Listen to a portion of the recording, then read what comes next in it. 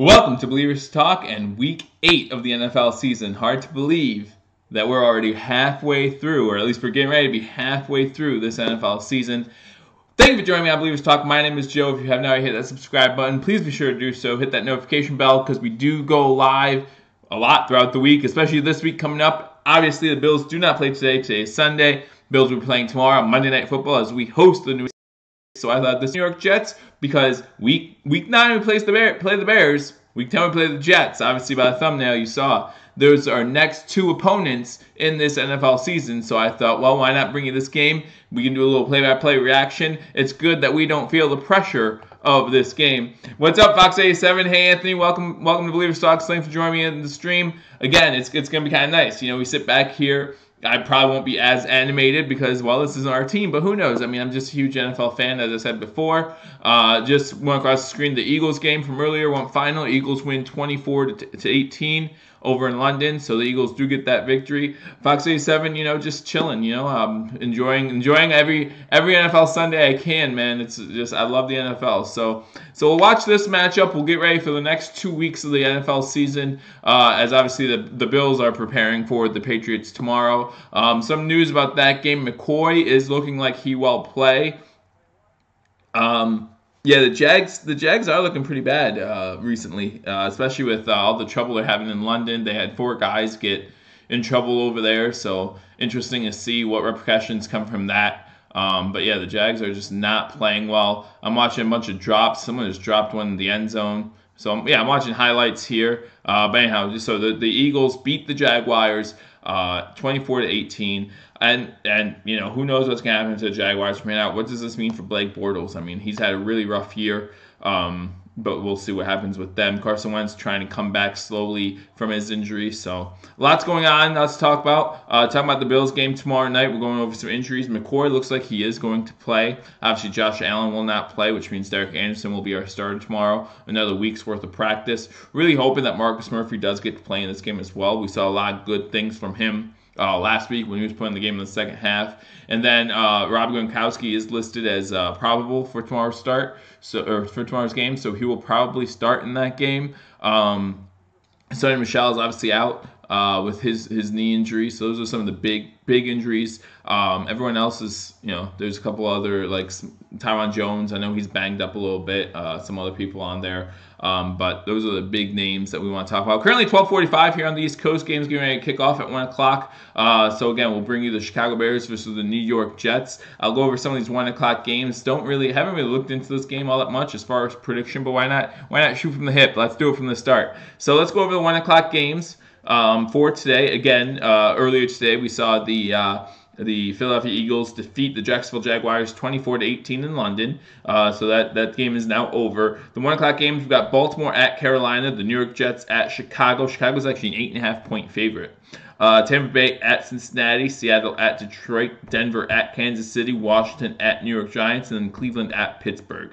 Going on to the 4 o'clock games, you got the Indianapolis Colts at the Oakland Raiders, San Francisco 49ers at Arizona, Green Bay Packers at LA Rams. That should be a good one. And then tonight's game is the New Orleans Saints at the Minnesota Vikings. So no Bills on schedule for today because we will be playing tomorrow as the Patriots come into Buffalo to play the Buffalo Bills. But we'll give you some action today. Didn't want to have a Sunday go by and not do a live stream. So thank you for joining me. If this is your first time, hit that subscribe button. Hit that notification bell because, like I said, we go live a bunch. We go live every Thursday to pregame the Bills games. We go live every day after. Normally it's a Monday, but this week will be a Tuesday. Day after the game to break down what happened in the game. And then, of course, we go live for live play-by-play and reaction during the game. Fun, interesting note, Fox 87, you'll like this as well. The Buffalo Bulls, for the college football team for the University of Buffalo, they actually play on Tuesday night. So what I'm going to try to do is I'm going to incorporate that into my live stream as well. So not only will I do post-game of the Patriots-Bills and do like a wrap-up there, I'll also maybe try to do a little play-by-play of the Buffalo Bulls game this Tuesday, as they are 7-1, I believe, or 8-1, and they're looking to improve on that. So big week this week for Buffalo sports fans. If you're a fan of Buffalo sports, lots to watch. You got the Bills on Monday, you got the Bulls on Tuesday, you got the Sabres 2 or 3 times this week, and then of course you got the Bills then Sunday against the Chicago Bears that we will see. So Yeah, they're playing the game on ESPN too, so I'm gonna try to tune in while I'm doing the live stream, so that way I know, like you and I'm sure some other who watch as well are a big fan of the Buffalo Bulls and of Buffalo sports in general. So I appreciate that. And I'll try to keep you guys posted as much as possible as I do the post-game wrap-up as well, so that way you guys don't feel like you have to miss anything. Because you don't want to miss this show. You know what I'm saying, Fox 87? You don't want to miss this. So I'll try to keep you guys as posted as possible on the Buffalo Bulls as well. So going into this game, the Chicago Bears are favored by 8.5. Obviously, the big news for the Jets is their injury to Powell, their running back. So it'll be interesting to see how they do without that running attack. Obviously, everyone's talking about Sam Darnold, rookie, third overall draft pick. So he's actually looked pretty good. Sabres lost in OT, yeah. Sabres lost in OT, but I was trying to think of the last time Sabres got 7 points in 4 games. That's probably been a while. And you know they're constantly improving, and you gotta be happy about that. So Sabres are looking good. The Bulls are looking good. If only our Bills could be pulling their weight as well. Unfortunately, it hasn't worked out that way so far. But if you look at this game, like I said, the Chicago Bears are 8.5-point favorites. Sam Darnold, Mitchell Trubisky, like I said, Isaiah Crowell, unfortunately, he's going to be out for the rest of the season for the Jets. Jordan Howard, I've always been a huge fan of Jordan Howard. I know there was some ramblings that he might be on the trade block. Trade deadline is coming up this Tuesday, so let me know what you guys think as far as if we're going to trade McCoy. I still say I don't think we're going to do that. I know Ian Rapoport actually reported that he feels like that will be a trade next week. So it'll be interesting to see. Obviously, it will have to happen early in the week, which is tough to do considering we play a Monday Night Football game. And then what would we trade him then on Tuesday? Because then what are you looking at as far as your options for running backs against the Bears next week? That'd be, to me, that's kind of an interesting theory. But we'll see what happens as far as that goes. Like I said, trade deadline's Tuesday, so I will also in my live streams keep you up to date on that as well. Trade news that we hear obviously will be a big thing going into next week. As the trades pick up, we already saw some big trades. Amari Cooper going to the Cowboys for a first-round pick. Not sure if Amari Cooper's worth a first-round pick or not, but that's what the Raiders got for him. You know, if you look at the Raiders, they're stacked at draft picks, man. The Raiders are looking good if you're looking at draft capital, very much so. But you know, will that turn into success? We'll wait and see. But you're looking at 3 first-round draft picks next year. That's pretty impressive. That's a good way to start. And I know a lot of people are giving John Gruden a hard time, but you know, you look at ways you receive back for this compensation. I mean, Khalil Mack was questionable. It's going to be a game-time decision, last I heard. So I don't know in this game, and that's obviously a big factor. And if the Jets have a chance to pull up the upset here. Yeah, I know Josh from Sports Fury will be very mad if the Bears lose this one. I know the Bears are coming off a tough loss, I believe, last week. So, and I know he'll be very mad if they lose back-to-back games. Yeah, last week was that 1-yarder, right, where they lost on Hail Mary. So the Bears are actually playing back-to-back AFC East teams. Let's see if they play the Dolphins next, right? So that's kind of interesting. They're playing three of their 4 AFC East teams. They're playing back-to-back weeks. So kind of is a test to see how good the AFC East is compared to the NFC North to some degree. So, and then on Thursday we had Miami losing to Houston. I was on here live on Thursday giving a pregame for the Buffalo Bills and the New England Patriots game. So if you were here with me on Thursday, you got some playback from the Miami Dolphins Houston Texans game at halftime. The game was a lot closer. And then it finished. The final score was Houston 42, Miami 23. This game today is actually in Chicago, so that's why they're 8.5-point favorites. I'm not gonna lie, I think the Jets, they're one of those teams. They keep things close, they keep things interesting. I'm gonna actually take the Jets to cover the spread, lose the game, but cover this 8.5-point spread in this game, and then I will also take the over for the over/under, which is set at. I know, I just picked what I've known. 42.5. So I'll take the over and the over-under, the 42.5. So let's say the score is going to be, 31-27. Let's do that. 31-27, Chicago over the Jets. That'll be my pick for today's game. Tomorrow, we'll definitely have, I already have my score for tomorrow's game, so I'll give you a little teaser there as far as join me tomorrow. I won't be on it half hour early like I normally try to do, but I will be on here for kickoff of the game. Try to go through some stuff right before kickoff. I'll be on here probably right before 8:15. So if you want to join me for tomorrow's game, again, hit that subscribe and notification bell, because we will be going live tomorrow for Monday Night Football. A little more relaxed live stream today. Again, as our team is not playing, there's no need to freak out. Although I am happy to see that I get the Jim Nantz Tony Romo game. And Fox87, thanks for the vote on Twitter. If you are not following us on Twitter, our Twitter page is in our description below. Hit that, follow us on Twitter. I put some surveys on there. Keep everyone updated on the Sabres, the Bulls, and the Bills as much as I can. In November, I'll also try to do some Buffalo Bulls basketball as well, preview the basketball season, as they had a great season last year, making it into the final.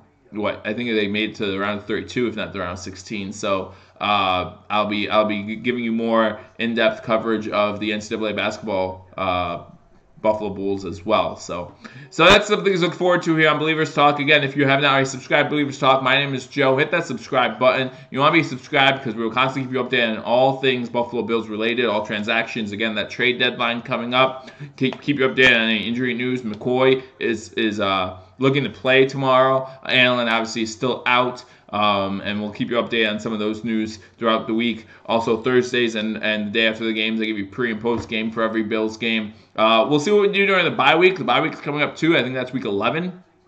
We'll see what we do. If I'm free, maybe we'll do a live stream of a game. Maybe I'll put another poll.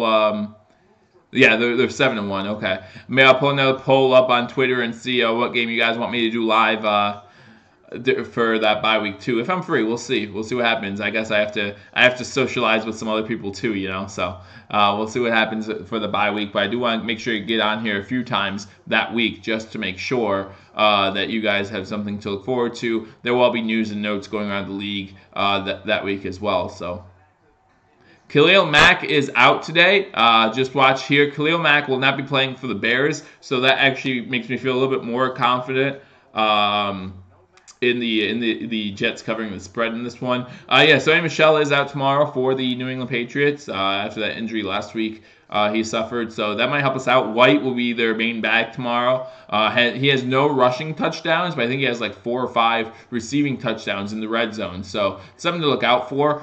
They've always been good at using White. He's always just been there. You know what I mean? So he'll be someone to look out for again. I've been really happy overall with our run defense. Last week was rough against the Colts. The Colts tore us up for over 200 rushing yards. We need to improve on that. Chicago coming into town, Howard next week. He is a great running back. We need to be able to contain him. Have Trubisky try to beat us. Trubisky's actually been playing better, but still, you want to try to make Trubisky beat us because he is still not proven that he can be a consistently good quarterback in the NFL.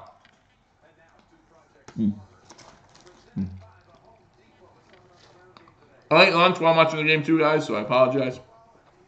But again, a little more laid back atmosphere right now.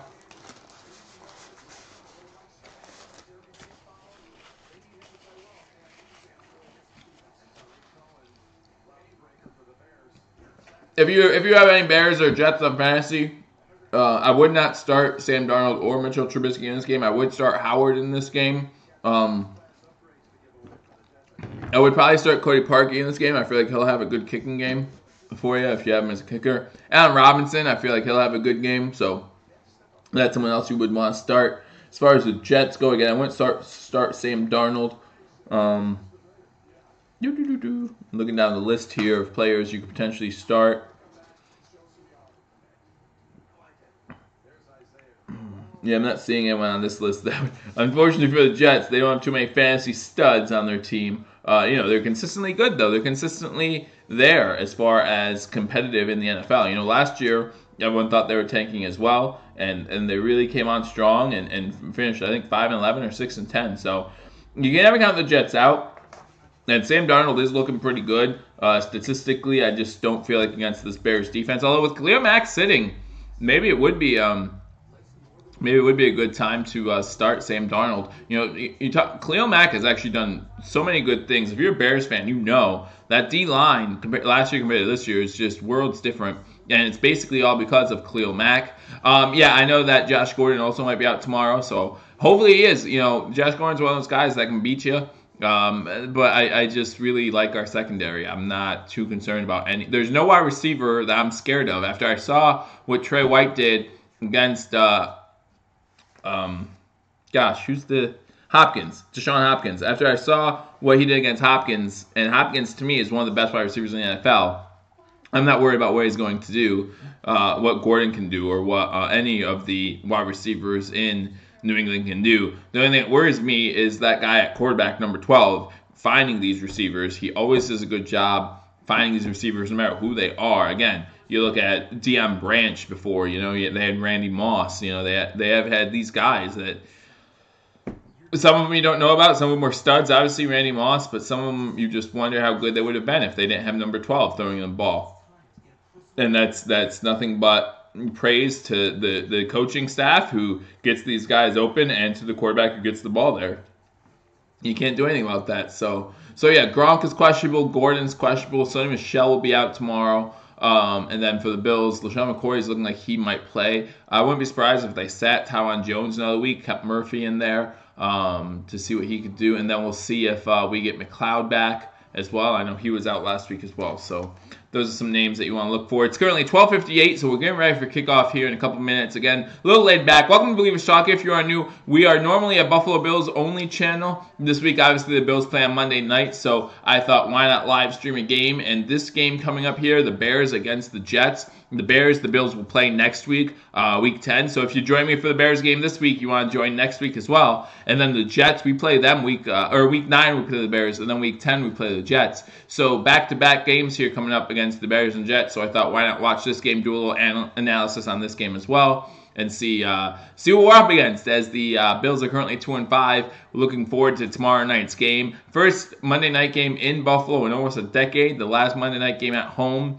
was against the Browns, November of 2008. So literally almost exactly a decade ago was the last time we hosted a Monday Night Football game. The last time we won a Monday Night Football game was in 1999. So it's been a little while. I know a lot of people, most experts, if not all experts, are saying that we're going to lose tomorrow against the Patriots. The Patriots want to keep winning, guys. The reason why the Patriots want to keep winning, they have to catch the Chiefs. They have the head-to-head against the Chiefs, but the Chiefs are still up a game. So they have to catch the Chiefs in order to get home field advantage in the playoffs, because they really want that home field advantage. I feel like if that Chiefs-New England game that they played a couple Sundays ago was in Kansas City, completely different outcome. And they might have got a penalty or two even, probably. But, in New England, and New England's a tough place to play. It's going to be colder there. It's going to be a great crowd, obviously, and Tom Brady just feels more comfortable, whether you say it's deflated balls, whether you say it's because they don't get penalties, or whatever the case might be. They are good. Like, let's face it, they're a good football team, and so they are tough to play. So, but yeah, we're just looking forward to the start of this kickoff, the Jets versus the Chicago Bears. I'll keep you all posted throughout the game as far as scores around the league. No matter what the score, maybe I'll even flick back and forth,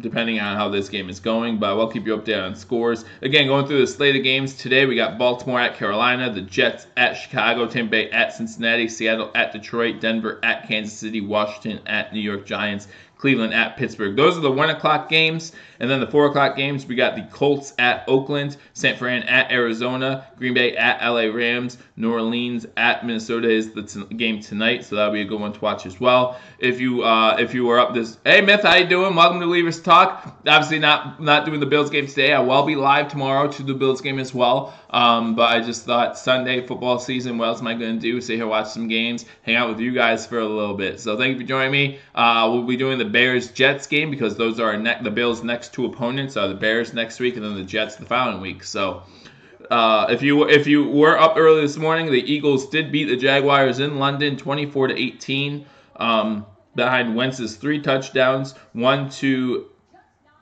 Dallas Goedert, another one to Wendell Smallwood, and then the last one is to Zach Ertz. As far as Jacksonville scoring, they had a touchdown by Dede Westbrook. It looks like everything else was just field goals, or did they get another touchdown? No, it looks like everything else is just field goals. So, failed the 2-point conversion, so they got 6. So they got 4 field goals from Josh Gordon in the season. Jacksonville falls to 3-5. So we're getting ready for a kickoff here in Chicago. Currently 48 degrees in Chicago. It looks like the Jets will be receiving the opening kickoff as the Chicago Bears, and Cody Parkey will be kicking off to the New York Jets.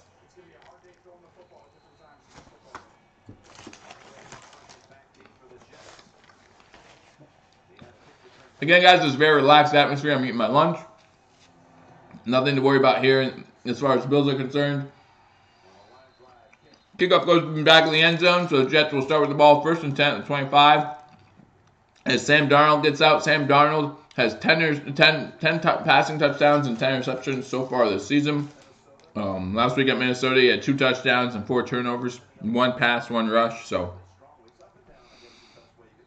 yeah, he's definitely going up and down, as Jim Nantz just said, in this season. But we're getting ready to start here. First and 10 from the 25-yard line for the New York Jets, who really play in New Jersey. So why were they called the New York Jets? I don't know. But looks like Sam Darnold's going to start in shotgun.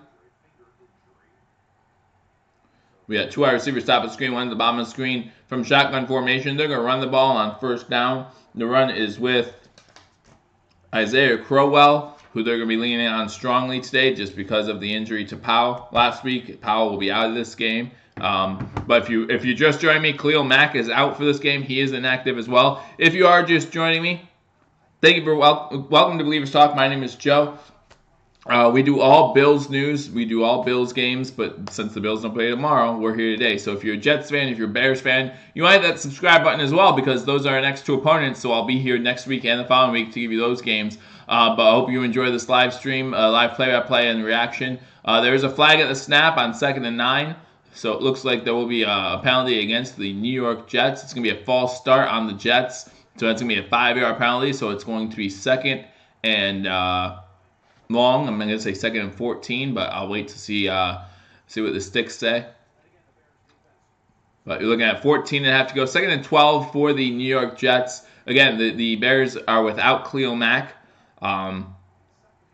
Well, maybe Allen will be back in 2 weeks, right? They said 2 to 5 weeks. This week will be his 2nd week, so who knows? Maybe Allen will be back. I would not hurry him back. I mean, you'll still have Allen versus Darnold in their second game this year. On 2nd down, they run again with Crowell. So he runs for about 3 or 4 yards. So it's going to bring up 3rd down. It's about 3rd and 9 for the New York Jets as they start off the game with back-to-back runs, even after a false start penalty. So 3rd and 9 for the Jets.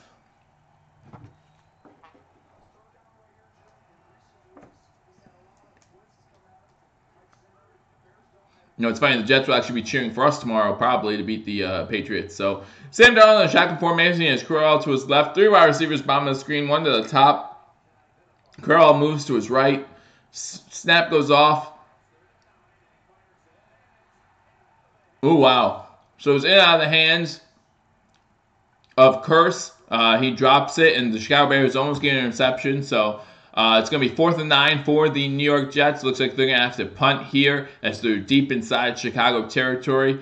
Chicago does a great job on the first series of the game, getting a 3 and out.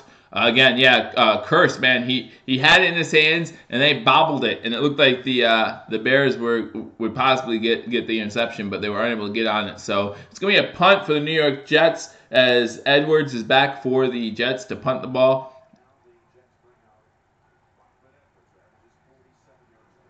Punt is off. 13:08 to go in the first quarter. The Bears are going to get the ball for the first time. The punt takes a good New York Jets bounce as Cohen for the Bears gets on the ball and just runs straight out of bounds to make it 1st and 10 for the Chicago Bears. So Mitch Trubisky comes out. Again, inconsistent. It's almost like the battle of 2 inconsistent quarterbacks in this game. At times they look great, and at times you just wonder what were they thinking or what's going on with these guys. Again, 2 young guys, though. This is Trubisky's 2nd year. Sam Darnold, this is his 1st year. So plenty of time to grow. Mitchell Trubisky starts in shotgun as the Bears start with the ball 1st and 10. 13:02 left to go in the first quarter from the 30-yard line. He has Howard to his left. 3 wide receivers behind the screen. First play is a fake handoff to Howard, and Trubisky's actually going to run with it. And Trubisky gets about 12 yards as he runs out of bounds at the 42-yard line to make it 1st and 10. 12:56 to go in the first quarter. A good fake handoff to Howard. Everyone looked at Howard and went towards the middle of the field, so Trubisky just took it on the run option and took it for a 1st down on the left side. So first play of the game is a 12-yard run for the Bears. Is a 12-yard run for Mitch Trubisky. Gets them a 1st down at about the 42-yard line. So 1st and 10 Chicago. Good play on 1st down. They're actually giving them to 43. So we have Trubisky in shotgun again. Howard to his left. 2 wide receivers behind the screen. 1 to the top. 1st down again. Handoff is to Howard this time. Howard runs up the middle and gets close to another 1st down as they get into New York Jets territory. This is something that the Bills would have to stop. We cannot let Howard create havoc in the beginning of the game, running up the middle. Welcome, John Patrick. Welcome to Believers Talk. Welcome, Krabby Cal. Even though the Bills aren't playing today, hey, absolutely, I'll happily be here to stream and give you some NFL updates as they go throughout this Sunday. You know, I mean, I'm sure you guys get a game at home, but I'm not sure what games you all get. It's good to get other options out there and possibly just be able to talk to other fans. It's fun to do that as well. That's what I found at least this season. So, all right, so it's going to be 2nd and 1. We do have a flag down. It's a weird situation. So the Jets looked like they jumped to create what might be an infraction, but he got back. So I'm not sure if they are going to call a neutral zone infraction. He got back and no Bear moved. And then the Bears moved. So I thought they might have called, because in order to be a neutral zone infraction, if you haven't touched anybody, you do have time, if you're a defender, to go back. That's the difference between high school, college, and the pros. In the pros, you have time to go back and reset.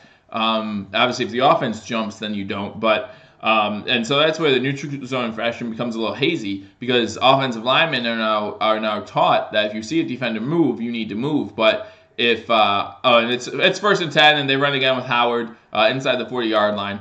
But if an official determines that your movement was not because of the defender moving, but just to draw him, they call offense false start instead of a neutral zone infraction, but they didn't there. So it's going to be 2nd down for the Chicago Bears with 11 minutes to go in the first quarter. They got inside the 40-yard line.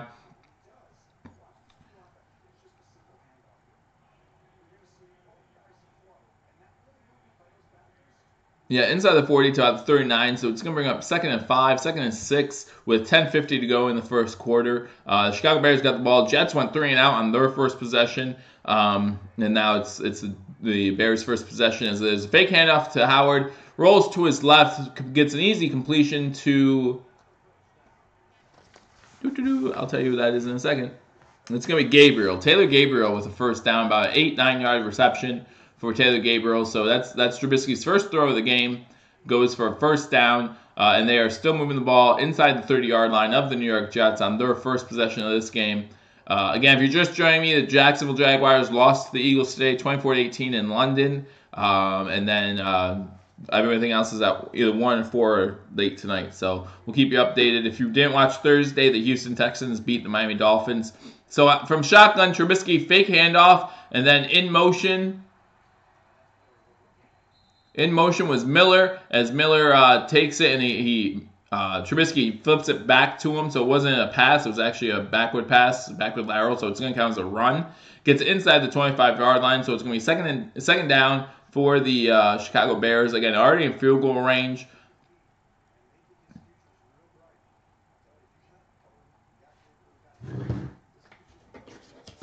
$9:42 to go in the first quarter, clock running.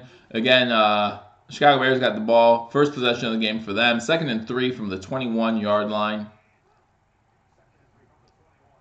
Handoffs to Howard. He gets stuffed in the backfield pretty quickly. Actually is able to get close to the line of scrimmage. So it's going to actually be 3rd and about 3 for the Chicago Bears. This is a big play for the New York Jets. What you want to try to do is make sure they get a field goal on this drive. Yeah, I honestly don't think the Bills are going to trade Shady. I've been saying that for a little bit now. It's just really hard to, just because of the fact he's been injured twice already. He hasn't really had a chance to show off what he has due to our terrible offensive line and not getting enough playing time due to injury. So 3rd and 3 for the Bears. Trubisky's in shotgun from the 23-yard line. 3 wide receivers bottom of the screen, 1 to the top. Howard goes out for a pass as well. Jets get to Trubisky as Trubisky was trying to roll to the left. The Jets get to him for a sack. He was able to scramble to get closer to the line of scrimmage, so it's going to be about 4th and 5 with 8.5 minutes to go in the first quarter, and the game 0-0. So Parkey will come on to attempt a field goal here. We all saw that game 2 weeks ago against the Dolphins. Was that 2 weeks ago against the Dolphins? Because if it was 2 weeks ago against the Dolphins, then the Bears will play all 4 of the AFC East teams in a row. Yeah. So they played the Dolphins 2 weeks ago, New England last week, the Jets this week, and then the Bills next week. So they play all 4 of the AFC East opponents in a row, and Parkey misses it. I just was trying to talk about the Dolphins game, how he missed a couple field goals in that one, in that loss, and now he misses the field goal here. So the game is still 0-0 as Parkey misses. It goes wide right. I'm sure as Bills fans we hate hearing that. Goes wide right. For the Bears, and the Bears and Jets are still tied 0-0 as we go to our first commercial break with about 8 minutes to go in the first quarter. So I'll run through some of these scores. Again, that's what we normally do here on Believers Talk during the commercial break of the 1 o'clock games or Bills game as I'm giving you a live stream. I'll go through some of the scores for you. It's going to be hard to figure out what to do during commercials tomorrow because there's no other games going on. So I'm sure we'll figure out something fun to do. You guys will help me out with conversation, of course. So going through some scores right now. Baltimore has the ball in the red zone. Actually, they just scored a touchdown. Alex Collins with a 14-yard touchdown run. So the Baltimore Ravens go up 6-0, extra point pending. Against Carolina Panthers. Jets, Bears are scoreless. Tampa Bay, Cincinnati is still scoreless. Seattle, Detroit, scoreless. Denver, Kansas City is scoreless. Denver does have the ball in the red zone. Washington, New York Giants is still scoreless. And Cleveland is up on Pittsburgh 3-0 with 9:10 to go in that first quarter. And then, again, if you just joined me, the Eagles did beat Jacksonville today in London. So Baltimore did make the extra point, so it is 7-0 with Mr. Automatic, Justin Tucker, who did actually miss an extra point last week, so his first of his career. So again, welcome to Believers Talk. My name is Joe. You might be wondering why is a Bills channel doing the stream of the Jets and Bears? Well, a couple reasons. One, because the Bills aren't playing today. The Bills play New England tomorrow in Buffalo. And then 2, because the Jets and Bears, or the Bears and Jets, I should say, if you want to go in order, are the next 2 teams that we play in the season. So next week the Bills play the Bears in Buffalo. In Buffalo, and then the following week we play in New Jersey as we play the New York Jets. That's right, in New Jersey we play the New York Jets. So only one true New York team. Anyway, if the Bills want to think that if they have a chance to make the playoffs, even with a win tomorrow, we'll go 3-5. If we think we have a chance to win the division, this isn't college, right? Like in college, if you are undefeated in your conference, you win the conference no matter what your record is. And you only have 3 non-conference games, obviously, so your record's a little bit better. But I mean, we go 6-0 against our division, finish at this point 8-8, and we still won't win our division. And we're not going to go 6-0 against our division. So the crowd is definitely going to be raucous. I think we need to get out early. Bills are garbage. Hey, we all go through our times in the early 90s and we weren't that bad. So, but welcome to Believers Talk. Thank you for joining me. I don't care what you think about the Bills. I mean, I'm happy you're here. False start on the offense, it looks like. Yep, because we have false start on the offense. So that's going to be their second pre-snap penalty, or maybe the third even, already for this game. So that's not good news if you're a Jets fan, to see them constantly getting into trouble here early. So that was number 89, who, according to my play sheet, this is stuff you don't see when other people do play-by-play, since the cameras aren't on them. So 89 is Chris Herndon, tight end. Yeah, he has false start. So on 1st and 15, they run the ball with Isaiah Crowell up the middle for about 3 or 4 yards to make it 2nd and 11 or 2nd and 12. With 7:45 to go in the first quarter, Jets and Bears still 0-0 as the Bears are able to get downfield. Hey, I actually officiate midget football, Pee Wee football here where I'm at. So, maybe I'll be used to watching those 3rd graders trying to figure out where the line of scrimmage is, because, yeah, the Bills are not looking good so far this year. But anyhow, thank you for joining me on Believers Talk again. We're doing the game between the Jets and the Bears. If you're a Jets or Bears fan, you do want to make sure you stay tuned, not just for this game, but when the Bills play the Bears next week and the 2 games against the Jets, I will be going live for those as well. Hard to believe we're at week 8 already, and the Bills still haven't played their first divisional game. That comes tomorrow, of course. Yeah, myth. Just let him be. Everyone goes through garbage time. The Bears did. The Jets did. I mean, the Bears are happy this year, sure, because they got Khalil Mack, and they're looking good, and their history is better too. But the Bills will get there. I promise. The Bills will get there someday, and there will be a day where the '90s Bills kind of looks like the second best team ever in Buffalo. So, all right, Sam Darnold's in shotgun on this 3rd and 10. Throws it downfield. It's incomplete as he overthrows Chris Comden. So, it's going to be 4th and 10 for the New York Jets. 6:33 to go in the first quarter. With the score still 0-0, it looks like the Jets are going to be forced to punt again as Edwards is coming back onto the field. So, it's going to be 4th and 10 with 6.5 minutes to go. I do not think Shady will be traded. We only have, 3 days left before the trade deadline, and you figure the Bills play on Monday night, so really Tuesday is the only day where he will be traded, right? They're not going to trade him tomorrow, at least I don't believe, on game day. I mean, I think that would be a little ridiculous. And he has been practicing with the team, so what does that say? That means that they're getting ready to play with him as a part of the Buffalo Bills. Punt goes deep back to the 15-yard line. But a decent return as he gets it to the 26. There's a flag down on the play. More than likely that's going to be on the Bears, and that's going to bring it back as Cohen returns the punt to the 26-yard line. Again, he was driven back inside his 15, was forced to backpedal back there. Good punt for Edwards for the New York Jets. But yeah, I don't think Shady's going to be traded. As we sort out this penalty again with 6:20 to go in the first quarter. Illegal back in the back. Yeah, so it's going to be illegal back in the back on Deion Bush of the Chicago Bears. So it's going to be a 10-yard penalty. And so the Chicago Bears will start with the ball 1st and 10 with 6:20 to go in the first quarter. Again, if you're just joining me, Khalil Mack is inactive for this game. I think it was 4 passes thrown between both teams, but yeah, it's been pretty bad so far. It's a big commercial break. I'll check on that. I know Sam Darnold neither of them have too many pass attempts in this game. We have Sam Darnold's 0 for 2, and yes, so 3 passes. You're right. Trubisky's 1 for 1. Darnold's 0 for 2. So not too much passing going on in this game. Again, these quarterbacks, younger, a little more inconsistent than you would probably like, but again, just young quarterbacks, so want to get those running games going. It's unfortunate for the Jets, however, with their best running back being out, they have to rely on Crowell pretty much this whole entire game to be their guy, as Powell had that injury last week. So 14-yard touchdown run. Chicago and New York Jets are still tied at 0, obviously. Tampa Bay, Cincinnati still 0-0. Seattle, Detroit 0-0. Denver did get into the end zone. They had the ball. Last time we checked, they had the ball in the red zone. They did get in the end zone. A Philip Lindsay 1-yard touchdown run. And then the Giants and Redskins are 0-0. And then Cleveland, Pittsburgh is still 3-0 Cleveland. And it looks like Pittsburgh's getting ready to punt. So I know a lot of people are on Pittsburgh in that game in my elimination pool. But so far, Cleveland's up 3-0, 7:03 there left to go in the first. And Pittsburgh has the ball 4th and 6 deep in their own territory. So it looks like they're going to get ready to punt the ball away to the Cleveland Browns. Everyone's making comparisons to week 1 when they tied. Obviously, there's a lot of things going on in Cleveland to make that game a little bit different. Tyrod Taylor was the starter, and now we got Baker Mayfield in. Caller Tide's not there after he was traded.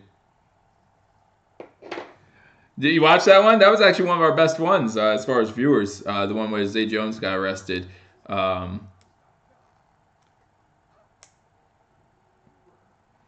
Credit call, if we got fifth for him, exactly. Like, that's the problem. He's not worth that much. He's, at this point, Shady's not worth what it's worth to want to give him up. We have 2 years left. To get rid of that salary cap money would be great, but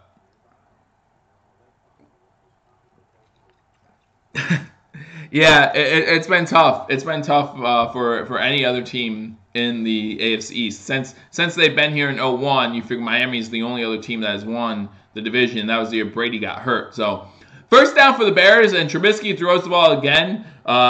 This one's caught by Burnett, or no, that's the wrong page, by Gabriel for the Chicago Bears, and he breaks out a pretty big run here, gets the ball as they started at about the 17-yard line. He gets a first down, gets the ball to about the 30-yard line. So big play on first down for the Chicago Bears to get out a little bit from their end zone. And now 5:45 to go in the first quarter. The New York Jets, Chicago Bears tied at 0. The Jets already get that first down, get the ball to a 30-yard line. So first and 10 for the Bears. We have Howard in the backfield in shotgun. Fake handoff to Howard, and Trubisky throws it for his first incompletion as he misses Burton, who came out on a post route. So it's going to be second and 10 with 5.5 to go in the first quarter. Still 0-0. Trubisky now 2 for 3 on the day so far, and Sam Darnold 0 for 2, as we said. Not too much passing going on. Cold day, rainy day there in Chicago, so you want to try to make sure you don't turn the ball over, don't make any big mistakes.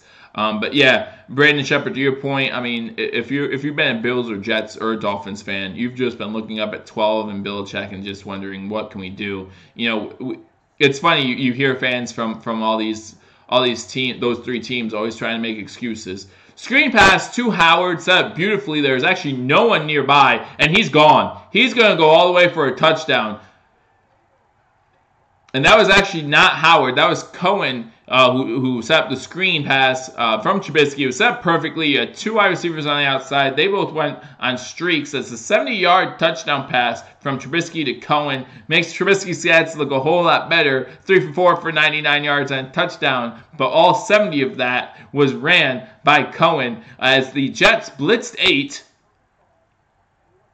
7, and so no one's back there. There's no linebackers. They blitz all three of the linebackers, and no one's back there other than the corners. So if the wide receivers do their job and tight ends do their job, there's no one there, and that's exactly what happened. So a 70-yard pass from Trubisky to Cohen, again, a screen pass, and the Chicago Bears are up 6-0 early against the New York Jets as Parkey's on for extra point, and it is good. So 5:24 to go in the first quarter. The Chicago Bears lead the New York Jets 7-0 on a Tariq Cohen 70-yard touchdown pass. Again, a screen pass. He ran all 70 yards of that. Trubisky, again, the stats look good, right? Now he's 3 for 4, 99 yards. Threw the ball maybe 2 yards total. But hey, it all counts the same in the NFL. 7-0 Chicago over the New York Jets. As we go commercial break, let's go through some scores real quick and see if there's any other news around the NFL. We got Baltimore still up 7-0. Bears. Come on, Bears, give the Jets. Hey, we'll happily see the Bears win, and then as long as we beat the Bears next week, that'll be even better. So, Baltimore beating Carolina 7-0. The Jets are now losing to Chicago 7-0. Tampa, Cincinnati still tied at 0. Seattle at Detroit. Detroit's up 7-0 on Seattle after they just scored a touchdown on Marvin Jones, 39-yard touchdown for Matthew Stafford. So, 7-0 the Detroit Lions over the Seattle Seahawks. Denver still up 7-0 on Kansas City after that Lindsey 1-yard touchdown run. Washington Giants still tied at 0-0. And then the Cleveland Browns are still beating Pittsburgh 3-0. They have the ball and driving down the field. So those are some scores around the league. Again, this game just 7-0 after a Cohen screen pass goes 70 yards to put the Bears on the board. The Bears did miss a field goal early in this game. They could be up 10-0. But missed field goal by Parkey, and that leaves at 7-0. So both drives, the Bears actually have been able to drive downfield. Their first drive got stalled inside the 20-yard line. Parkey misses about a 40-yard field goal, and then this drive, obviously, they just go straight ahead and score the touchdown, a 70-yard pass from Trubisky to Cohen. So 7-0 Chicago in this one. Again, if you're just joining me on Believers Talk, you might be wondering, why is the Bills channel doing a stream between the Bears and Jets? Well, again, there's multiple reasons. One, the Bills don't play today. The Bills are playing tomorrow night as we host our first Monday Night Football game in 10 years. So I'm looking forward to it. We're going to have a good time on this channel if we're hosting that game. So if you want to, join me for that game as well. I mean, we'll be on here. We'll talk back and forth, take some comments, obviously. We'll have a good time. Also, then the Jets and the Bears are our next two opponents. We play the Bears next week in Buffalo, and the following week we play the Jets in New Jersey, and then we go into our bye week. So I wanted to watch this game, bring it to you, because as Fox87 said on our Twitter account,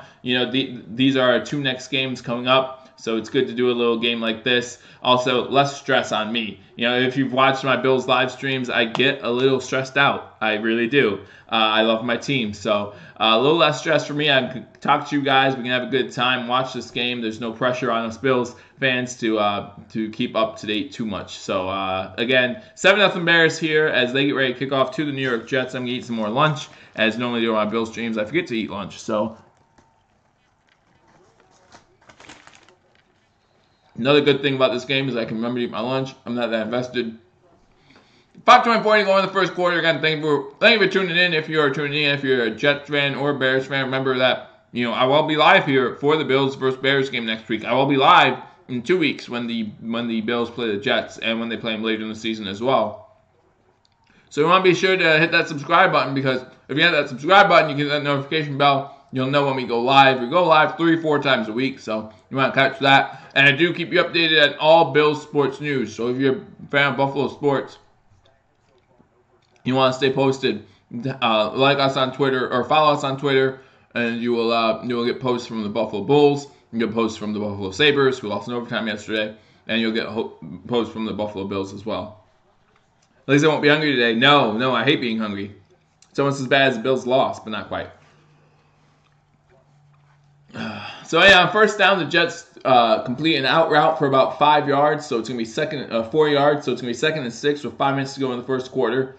Sam Darnold completes his first pass of the game as the Bears lead 7-0. Like I said, 5 minutes to go in the first quarter. Jets are in shotgun. Darnold fakes the handoff and runs to his right. Looks like he's going to try to scramble. Does not get the corner. Is able to get a yard or two on the play before he's forced out of bounds. Again, if you just joined me, if you're a Bears fan, Khalil Mack is out for this game. He's listed as inactive. I know he was questionable coming into the game, but yeah, he is listed as inactive. So obviously that defense does take a hit there with that going on. So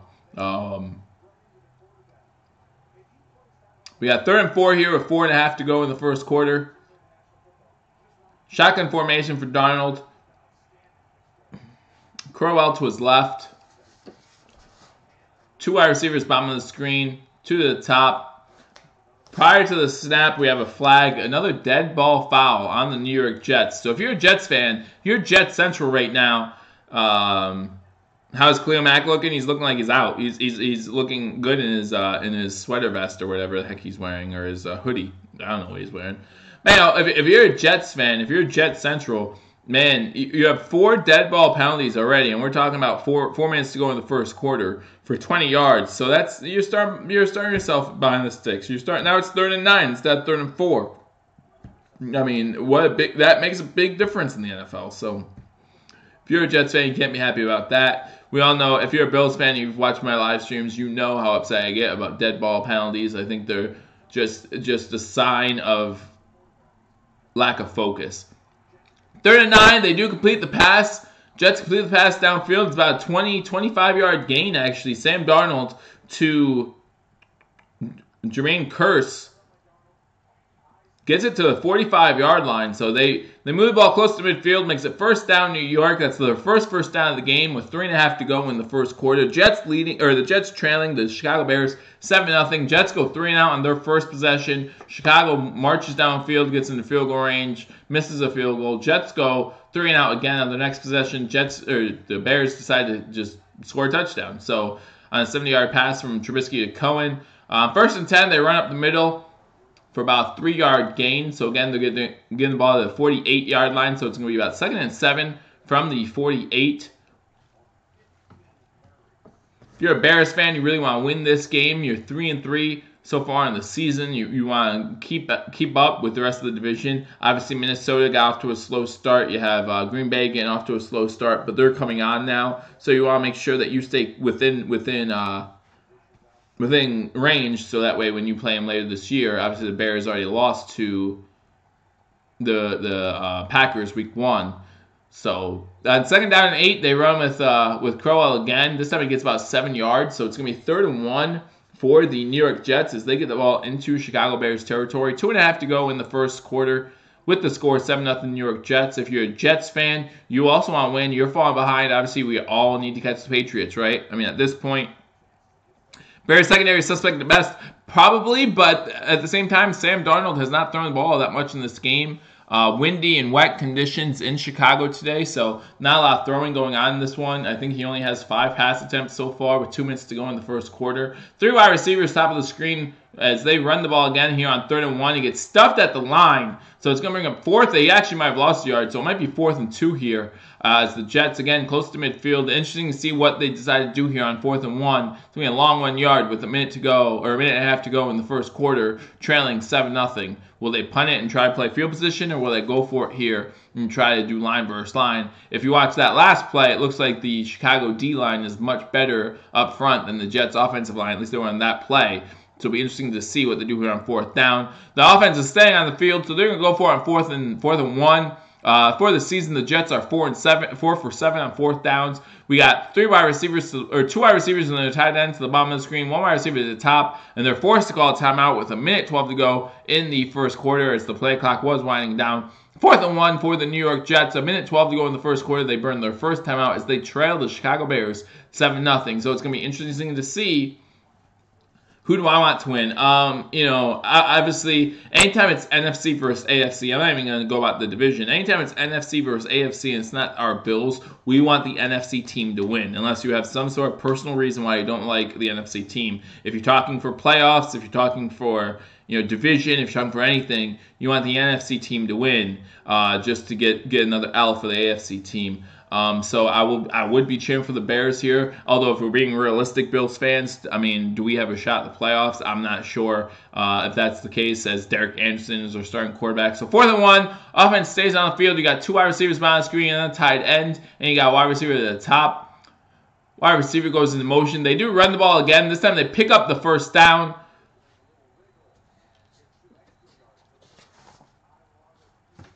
This time it was not Crowell. This time it was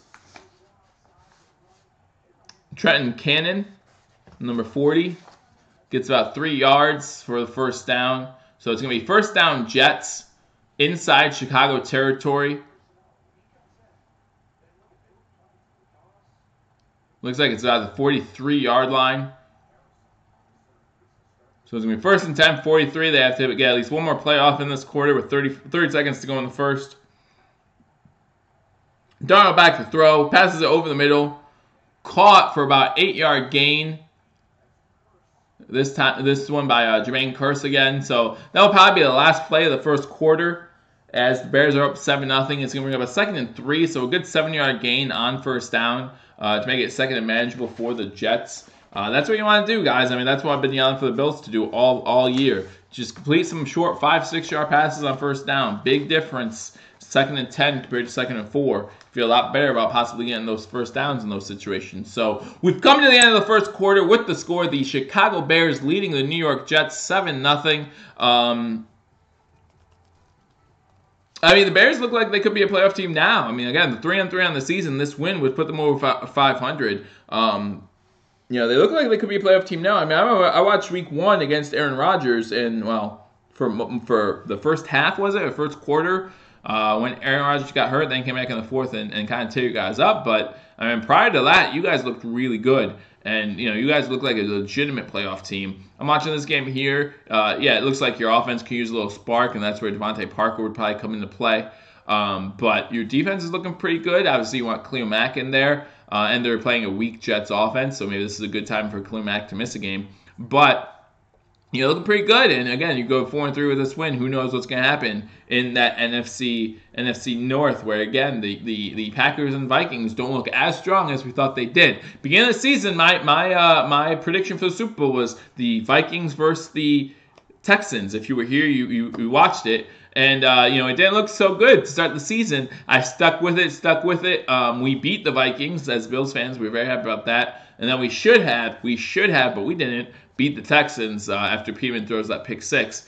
But anyway, and now they're both winning again. It looks like they'll both be contenders come playoff time. So we'll see what happens with them.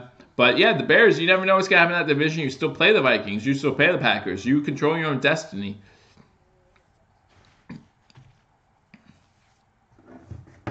Yeah.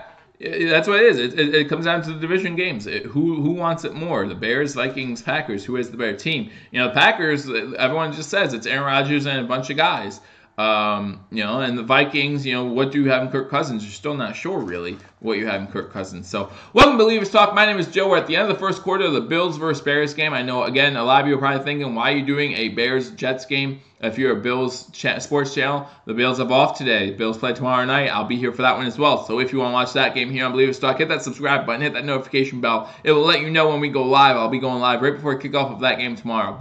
And then we play the Bears next week. We play the Jets the week after that. So it's a good time to get on here, look at these teams, and why not watch the game with you guys? I mean, there's nothing better than watching football and then you watch it with a bunch of friends. Why not do it that way? Have a couple beers in the cooler and we'll just have a good time. So watching this game. 7-0 Bears as we get back for the second quarter. 2nd and 3 for the Jets. Sam Darnold's in shotgun with run back to his left. That doesn't look like Crowell. It's not. He actually gets the handoff. It's going to be close to a first down. Looks like he's a little short. So it's going to be 3rd and a short one for the New York Jets here. Browns win 6-0. Hey, go Browns, man.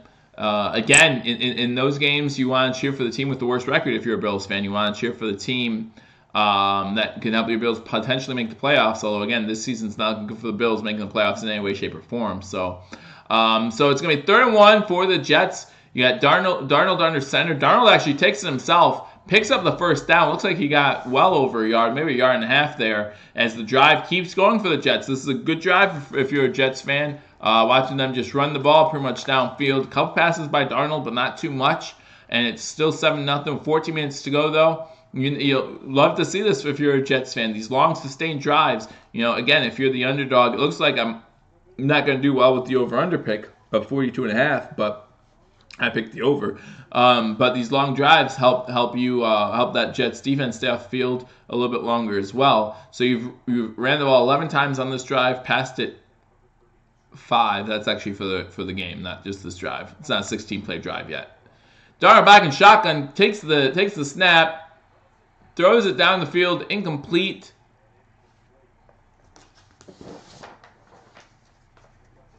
Intended receiver was number 40, Trenton Cannon, the young running back who, again, they have to use with Powell being out. Just overthrew him a little bit. He had a hard time getting the snap. Snap was right in the center. However, with there being a wet ball, he had a hard time handling it. So we got handle on it, threw it. It was just a little long. So it's going to be 2nd and 10. Darnold in shotgun formation with Buchanan to his left. You got 2 wide receivers bottom of the screen, 2 to the top, 1 to the bottom. You're going to run the ball with Cannon up the middle. He gets it inside the 30-yard line to about the 29. So it's going to be a 3rd and 8 for the New York Jets. As again, this drive is a pretty decent drive so far as they started in the first quarter with about 4 minutes to go. 13 minutes to go now in the second quarter, and they're still driving downfield. You want to see touchdowns on this drive. Looks like McCoy won't be traded. Yeah, that's what I'm saying, John Patrick. I've been saying that since people have been talking about early this year. It's just, I would love to see him traded for the salary cap reasons, but when you're talking about a 30-year-old running back who's already been injured twice this year, it's not looking, who wants that? I mean, maybe that's something the Jets would look for if they were, closer to playoff contention, but other than that, who really wants him? So Sam Darnold in shotgun, 2 wide receivers top, 2 wide receivers at the bottom. Darnold actually has a lane, so he's going to run with it a little bit, and he dives down to the 24-yard line. So it's going to bring up 4th and 2 for the Jets. As Darnold saw a lane, didn't have anyone open downfield, decided to take off with it, and he slid down at the 24-yard line. Now they're saying that there was a late hit. There's no flag. The Jets want a late hit. I don't think there should be. Bears player came in and barely got his hand on Darnold, kind of turned him with his hand. Didn't hit him with his head, did not lead with his head or anything like that. So I'm glad there's no flag. Jason Myers comes onto the field to try a 42-yard field goal to put the Jets on the board. He makes it, so it's going to be with 11:59 to go in the second quarter. It's going to be the Chicago Bears 7, New York Jets 3, as the Jets have a great drive there. Only gets 3 points, but able to get on the board and cut into this deficit, make it 7-3, and the Bears will get the kickoff for their 3rd possession of this game. Eagles would take their run game. Yeah, I didn't watch the run game, unfortunately. I don't know how the run game did, but yeah, it looks like the run game isn't an issue this year. It would have been nice to I mean, and again, we took phone calls, but if all they're offering is a fifth, which is probably all McCoy's worth at this point, is that worth taking it? And you wonder about that. We already have 2 or 3 fifth-round draft picks next year already, so.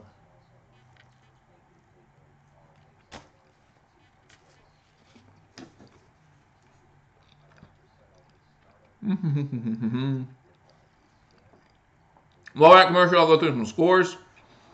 The Panthers have tied the Ravens 7-7 on a McCaffrey 11-yard TD. Seattle has actually scored 2 touchdowns to go up 14-7 on the Lions. Lions scored early with a Marvin Jones touchdown, 39-yard touchdown pass from Matthew Stafford to make it 7-0.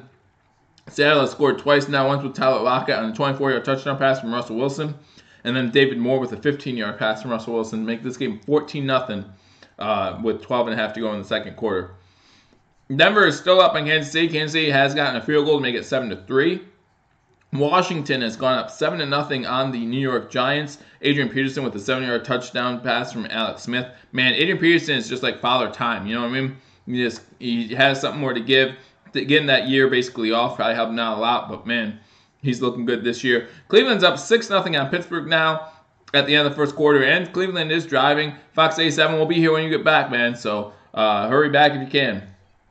So Cleveland's up 6-0, and they're driving with the ball. Again, this game now 7-3 as the Jets just kicked a field goal. Again, welcome to Believers Talk. My name is Joe. If you're just joining me, you're probably wondering why is the Bills channel doing a Bears-Jets stream. Well, the Bills have off today, obviously. Bills will be playing tomorrow. We'll be live for that game. They play the Bears next week, so you want to hit that subscribe button, hit that notification bell, because we will be here for the Bills-Bears game next week. And then in 2 weeks, we play the Jets. Again, we will be here for live reaction and play-by-play, so you want to be here for that game as well. Hit that subscribe bell, hit that subscribe button, hit that notification bell. Go live 3 to 4 times a week, so you want to be here on Believers Talk. Kickoff goes into the end zone, so the Bears will start with the ball 1st and 10 at the 25-yard line.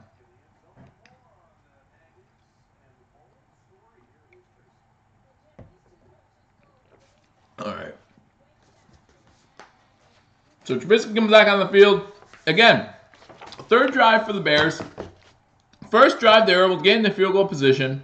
And Cody Parkey was wide right on a field goal. And then the Jets went 3 and out on their first drive. Jets, I believe, went 3 and out on their second drive. On their second drive, Trubisky had a nice screen pass to Cohen, where they caught the Jets blitzing 7, and Cohen took it 70 yards for a touchdown. Here on 1st down, they run the ball with Howard. Howard gets about 3 yards up the middle before he's tackled. So it's going to be 2nd down, about 2nd and 7 for the Chicago Bears with 11:45 to go in the second quarter. Currently Chicago's 35 rush yards, and they have 98 passing yards. Again, most of that on that 70-yard touchdown.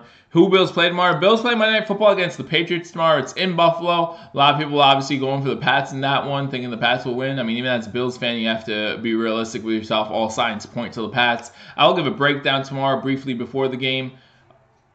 Trubisky with a zinger in there to number 15 for a 1st down. But he got hit hard. He was able to get up. That's Bellard.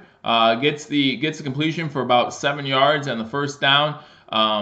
Not a great job by Trubisky leading his receiver. He kind of led him straight into that hit, which you don't want to do if you're a quarterback. But yeah, no, Kenneth Osborne, thank you for joining me on Believers Talk. The Bears absolutely do seem legit this year. Getting Mac for a couple of 1st rounders seems worth it at this point. But again, we'll see what happens throughout the season. Trubisky in shotgun hands the ball off to Howard. Howard takes it up the middle again for about 3 yards before he's taken down. Darren Lee with the tackle, going to be 2nd and 7. 10.5 to go in the first half here with the Bears already up 7-3. Again, the Bears basically up 7-3 on a 70-yard screen pass by Cohen.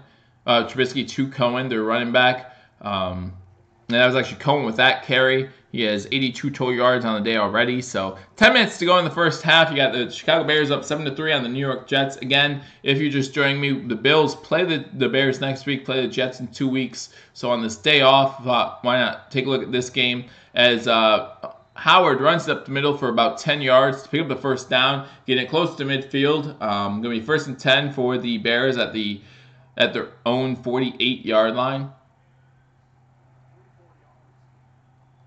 Hey, Julie, how you doing? Thanks for joining me. Thanks for your support. You're here every week, so I appreciate that, even when the Bills aren't playing. Howard has 4 rushes on the day for 16 yards. Trubisky in shotgun on this 1st and 10 again from their own 48-yard line. Handoff is to Howard again. Howard breaks it a little bit to the outside, gets inside New York Jets territory to about the 48 of the New York Jets. So it's a 4-yard gain for Howard. Going to make it 2nd and 6 as we approach the 9-minute mark in the first half. 7-3, the Chicago Bears, New York Jets again. The Bills play the Bears next week. We play the Jets the following week. So if you are a Bears or Jets fan, you do want to stay tuned to Believers Talk as we will do live. We will be live for pregame on Thursday for the Bears game. We will do a live play-by-play game stream for that on Sunday, and then a live reaction show on Monday. So if you're a Bears fan, you want to stay tuned. If you're a Jets fan, obviously with the division, we play all twice this year, so you want to subscribe if you want a live play-by-play and reaction. On 2nd and 6, there is a screen step again. This time it's incomplete. So it's going to set up a 3rd and 6 for the Bears as the Jets defensive line was getting pressure on Trubisky. He overthrew his intended receiver just to get out of trouble there, and so it's going to be 3rd and 6 for the Chicago Bears here. Again, inside New York Jets territory. 6 plays on this drive, 37 yards.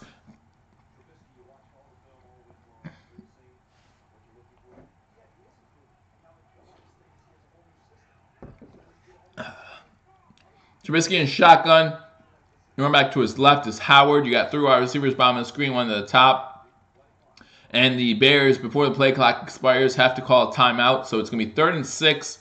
They used their first timeout of the half. So both teams actually have used one timeout. 7-3 Chicago, 8:33 to go in the first half. Chicago has the ball inside New York Jets territory. They are facing a 3rd and 6, however. So see if the Jets can stop them here on 3rd down, force a punt.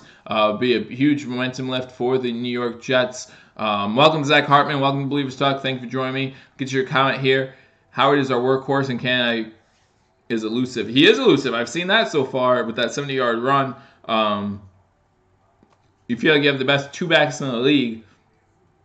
Maybe. I'm not sure. I'd have to think about it for a little bit. But, I mean, definitely have a case, man. Howard's a beast. I've always been a huge Howard fan. And then Cohen's looking really good, at least in this game. I haven't seen too much of Cohen until today. So, yeah, he's looking like a speedy back. And, you know, there's not too many good 1-2 punches in the NFL these days just because it's a passing league, right? So maybe you do have the best 1-2 punch in the NFL, and that's always a plus. Especially if you have a defense the way you all do. While we're at commercial, I'm going to go through some scores. Carolina has actually gone up on Baltimore. Carolina's up 14-7 after Greg Olsen, 11-yard touchdown pass from Cam Newton. The Jets are still trailing the Bears 7-3. Cincinnati still up 7-0 on Tampa Bay. Seattle up 14-7 on Detroit. Denver, Kansas City. Denver's still up 7-3 on Kansas City. And Washington is still up 7-0 on the Giants. Cleveland was unable to score on the last drive, so it's still 6-0 Cleveland. Pittsburgh has the ball there. So those are the scores around the league. Again, if you did not hear already, the Eagles beat the Jaguars this morning in London, 24-18, as that game started at 9:30 a.m. Eastern Time. So the Eagles improve to 4-3 on the season. 4-4 on the season, and the Jaguars drop to 3-5. Later today, the 4 o'clock games, we have Indianapolis at Oakland, San Fran at Arizona, Green Bay at LA is pretty much the game everyone's looking forward to in the 4 o'clock slot. And then tonight we have the New Orleans Saints going up against the Minnesota Vikings. That should be a good one. That should be a fun one to watch as well. So, again, welcome to Believers Talk. My name is Joe. If you have not already hit that subscribe button, hit that subscribe button. I know we mostly talk Bills talk here. We mostly do pregame, postgame, and play-by-play of the Bills. But you never know when we do something like this. And, the Bills have off today, so we did the Jets versus Bears because we play the Bears next week, and then we play the Jets the week after that. And of course, with the Jets being our division, things always happening there. And we'll keep you updated on transactions, especially Bills transactions, but other transactions around the NFL. So we're back from break, 3rd and 6. Trubisky and shotgun, 3 wide receivers to the bottom of the screen, 1 to the top. Has a run back to his left that looks like Cohen behind him. Cohen stays back to block. Trubisky is going deep. Overthrows Miller. No flag, so it's going to be 4th down. So the Bears will be forced to punt in this situation. Don't think you go for it 4th and 6, even though you are at midfield. Did a great job. Cohen did a great job picking up the blitz. But he just, Trubisky just overshoots Miller running down the sideline. So it's going to be 4th and 6, 8:27 to go in the first half. Bears leading the Jets 7-3. Again, long drives are pretty much the story of the day so far. As this is only going to be the Jets' 4th drive of the half. Fair catch called for and taken at about the 11-yard line. So Jets are going to start the ball 1st and 10 with 8:21 to go in the first half from the 11-yard line. Both teams have already used a timeout, so they'll have 2 timeouts remaining. Again, the Bears move downfield pretty nicely on the first drive, getting stuffed about the 20-yard line. Parkey misses a 40-yard field goal. And then the Jets get stopped to consecutive 3 and outs. Bears get the ball back. And then on a Trubisky to Cohen 70-yard screen pass for their only touchdown of the game. And then the Jets respond with a long drive that ends with a field goal. And now the Bears just had a decent drive, but they were forced to punt as they could only get to midfield. At commercial right now, so I'll go through some scores. Just did this, but we'll see if there's been any updates. Carolina, Baltimore. Carolina is still up 14-7. Chicago, New York. Chicago still up 7-3. Cincinnati has scored another touchdown. Just scored Tyler Boyd, 9-yard touchdown pass from Andy Dalton. Man, Tyler Boyd has had a great season so far. Bills fans, you still love Tyler Boyd for last season against the Ravens when they on 4th and what seemed like a mile converted the 4th down and Boyd ran it for a touchdown. And that loss by Baltimore is what gave the Bills the tiebreaker to then go into the playoffs. So, but yeah, Tyler Boyd, a 9-yard touchdown pass to Andy Dalton, goes up 14-0 on Tampa Bay. Seattle's up 14-7 still on Detroit. The Kansas City Chiefs have scored a touchdown in their game to go up 10-7 on the Denver Broncos as Travis Kelce has a 9-yard touchdown pass from Patrick Mahomes. And the Giants are still trailing 7-0. However, the Giants have the ball in the red zone, so they're getting ready to score there. And the Steelers, I said I just did this, right? Lots of scoring all at once. The Steelers just scored a touchdown on an Antonio Brown 43-yard pass from Ben Roethlisberger. So the Steelers have tied the game 6-6. Extra point pending. The extra point is good. So the Steelers are now up on the Browns, 7-6. As they have 11 minutes left to go in the first half there. So a couple scores keep you updated on. Obviously, some scores happening around the league. Right now, this score is 7-3 Chicago over the New York Jets. The Jets did just get the ball deep in their own territory, about the 11-yard line. So they will be starting with the ball 1st and 10 at the 11 with about 8 minutes to go here in the first half.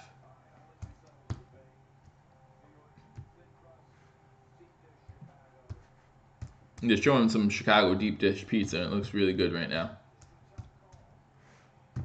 It looks really good.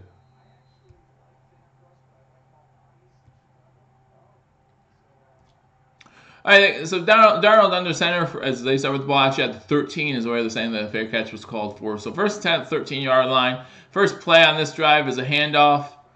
The handoff is to Crowell. He gets nowhere on the play, so it's going to bring up a 2nd and 10 for the New York Jets. Yeah, last drive for the Jets was a 14-play, 51-yard drive. 14 plays, 51-yard drive. That's the longest of the season for the Jets. Mostly just running the ball. Again, not seeing a lot of passing plays in this game. Again, with the wet, cold conditions. not the greatest windy conditions, not the greatest to pass the ball in. So you want to try to get the running game going if you can. 2nd and 10, we got Sam Darnold in shotgun. Crowell to his left. 3 wide receivers to the top of the screen, 1 to the bottom. The Bears bring pressure. Darnold throws it over the middle of the field where the linebacker Trevathan is there to break up the pass. So it's going to bring up 3rd and 10 for the New York Jets. With 7:31 to go in the second quarter, still 7-3 Chicago. Again, big 3rd and 10 here. This will really flip the field for the Bears if they're able to stop them here, as the Jets will be punting from inside their own end zone. So huge 3rd down here. Even if you don't pick up the 1st down, you kind of want to get a few yards if you're a Jets fan, just to make it, just to try to switch for a position a little bit better. They throw a screen pass that's going to get them the 1st down. Crowell with a beautiful screen gets them to about the 27, 28-yard line. So it's going to give them a 1st down. Perfect. That's exactly, if you're a Jets fan, that's what you need. You need at least 1 or 2 1st downs on this drive. Maintain some of that momentum you got on the last drive on that 14-play, 58-yard drive to continue moving off field. We want touchdowns instead of field goals if you're a Jets fan, obviously. But this will kind of help that momentum build, especially going into halftime. If you could score before the half, cut into this deficit a little more, or even take the lead, then that will be a huge momentum builder going into halftime. Crowell with the run, again, gets nowhere, gets stuffed at the line, so it's going to be 2nd and 10 again. You want these runs to get you a couple yards at least. Again, we talked a little bit earlier about how much easier it is on 2nd and 3rd and short to make some of these play calls. 2nd and 10, you're really handcuffing yourself as far as what plays to call, whether they be pass or run. So Crowell, 9 rushes, 20 yards on the game so far. The Bears, front 4 or front 7, if you want to call it that, have done a great job so far in stopping the run. Again, you want these young quarterbacks. I said the same thing about the Jets. You want these young quarterbacks to beat you, so you want to try to stop the run as best as possible. Sam Darnold under center gets pressured, moves to his right, able to find the tight end for a 7 or 8 yard gain. Then there's a flag after the play. It looks like it might be helmet to helmet, as the Chicago Bear player came in late with his helmet, and so it's and the tight end for the Jets, number 85, Neil Sterling, is down, or at least he's wobbling. So it's going to be a 15-yard penalty added to the end of the pass play. So it's going to be another 1st and 10 for the Jets as they continue to move closer and closer to midfield here.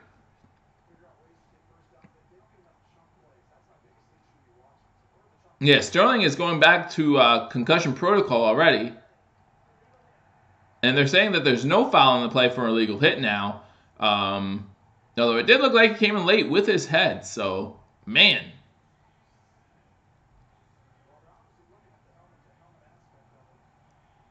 I'm not sure. I think that should be a penalty.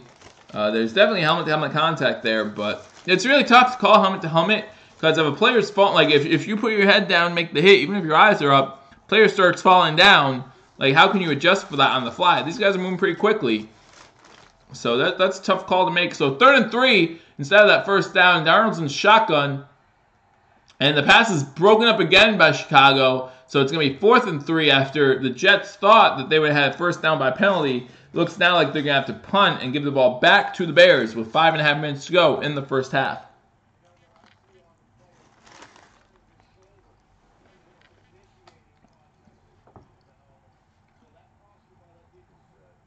Edwards back to punt for the Jets again. They were just talking to the head of officials for CBS, and he said that he agreed with the picking up of the flag. So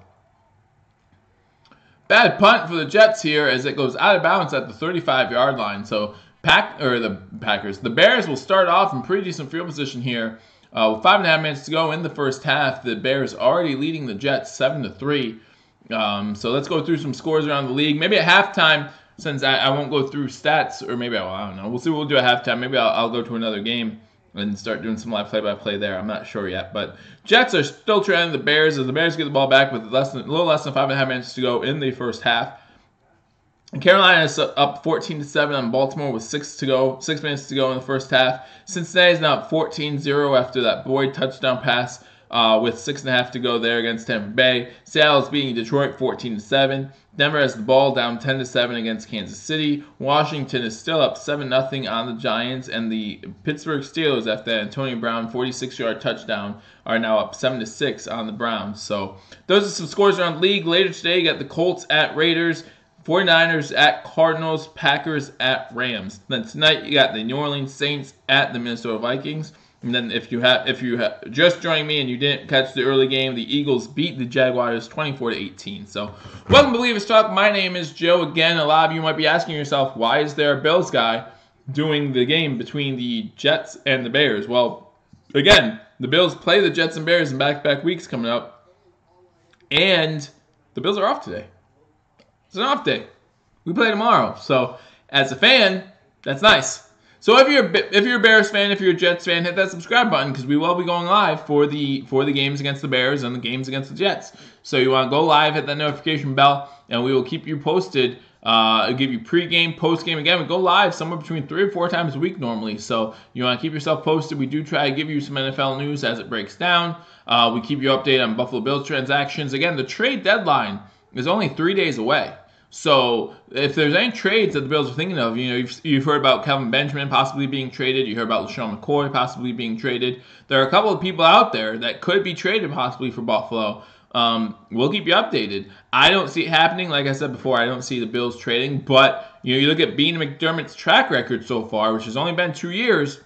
They love making trades. Now, they don't like trading picks away, which is fine. Right now, with the team the Bills have, you want to make sure you actually get picks instead of giving them away. So, what the Bills do will be interesting if the Bills do anything at all. I think if the Bills don't do anything, that's making a statement in itself. Obviously the Bills have not gotten off to the season they wanted at 2-5, but we still have all our division games ahead of us, so anything can happen in the NFL. So, Trubisky in shotgun on his first and 10 with 5.5 minutes to go in the first half. Chicago already leading the Jets 7-3. Trubisky back in shotgun, takes the snap, looks to his right for the running back, but he just overthrows Cohen as he gets hit as he throws the ball.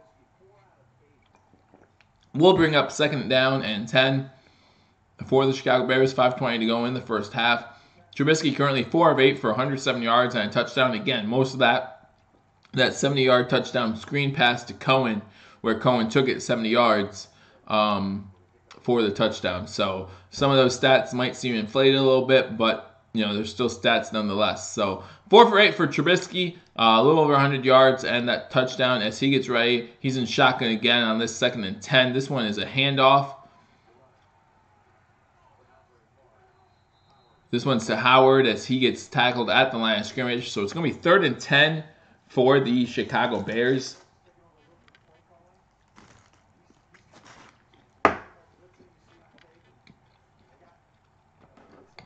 If you're a Bears fan, I think you want to see them open up the offense a little bit more.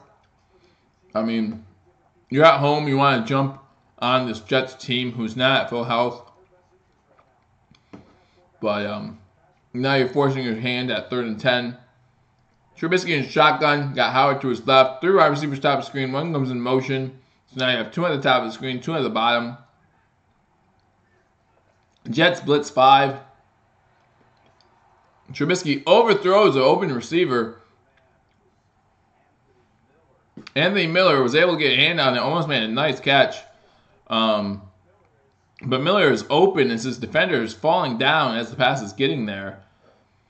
And Trubisky just sails it on him a little bit. He is able to reach out and get one hand on it, but unable to bring it in. You have to put that ball on the spot if you're Mitch Trubisky. So it's going to be on 4th and 10. 4.5 minutes to go in the first half.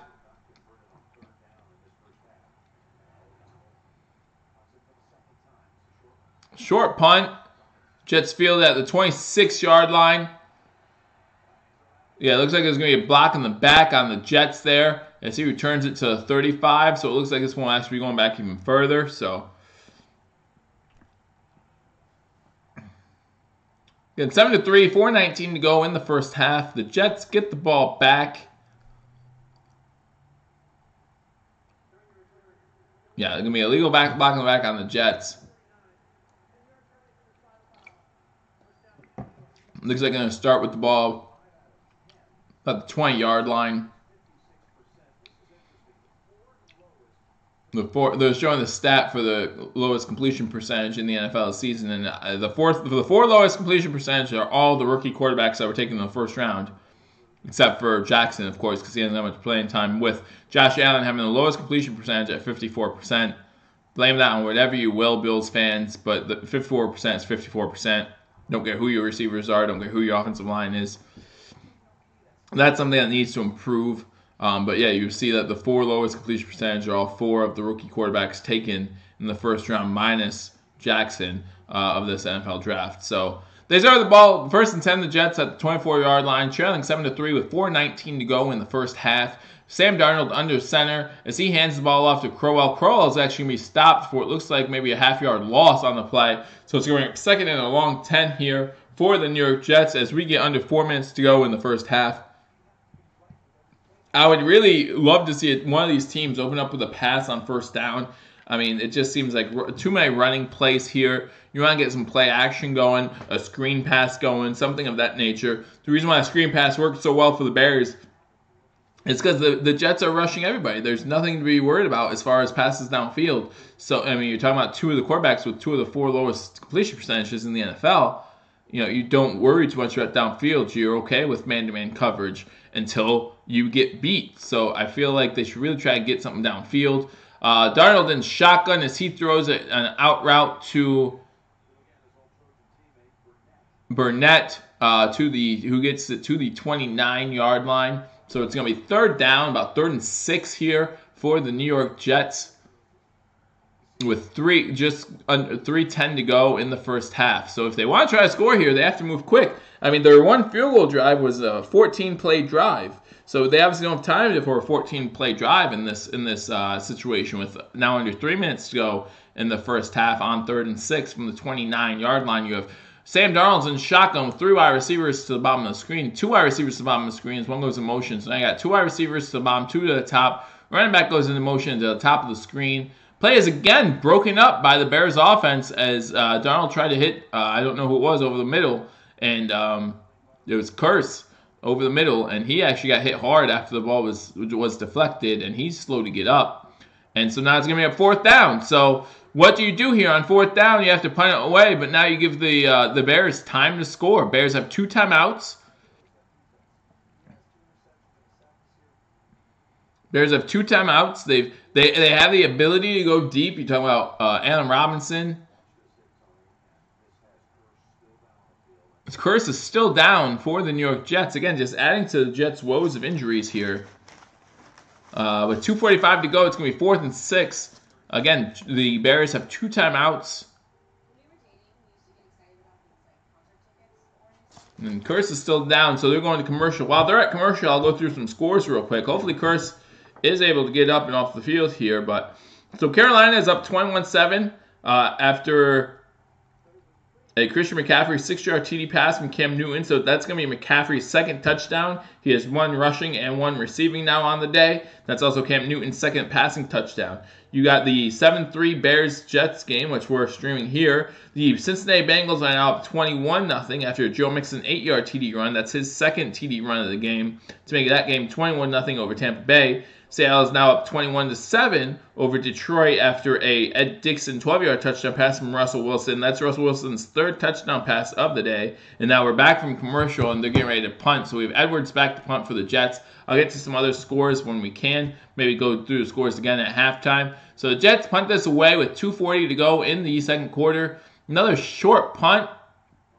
That's down by the Jets at the 29-yard line. So 2:35 to go in the first half. The Chicago Bears will get the ball with 2 timeouts to go at about the 34-yard line. So a chance here to extend the lead again. Their first drive downfield, get into field goal range. Parkey misses the field goal. The Jets go 3 and out on their first 2 drives of the game.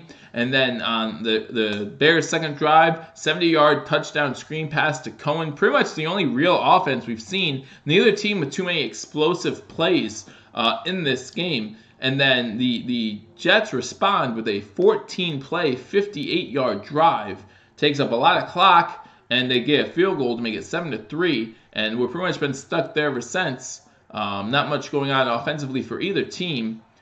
as Trubisky throws a sidearm throw. I'm not even sure who that was intended for, but the Jets almost intercept that with 2:30 to go. It looks like one of these defenses is going to make a play in this game. Oh, he sidearms it and he overthrows his receiver by a good 5 yards. And then all that's there is a Jets defender who, again, like the out route started at the 31-yard line. Trubisky throws it over to a defender on the 35, and it's about 5 yards over his head. So not been that great if you're a Mitchell Trubisky fan. He's 4 for 10 so far in the game. As Howard gets the handoff on second down, he's going to go for about 3 yards. So again, not much going on here offensively. With 2:20 to go in this first half, it's now going to be third and 7 for the Chicago Bears, and the clock's running. They're going to run this to a 2-minute warning.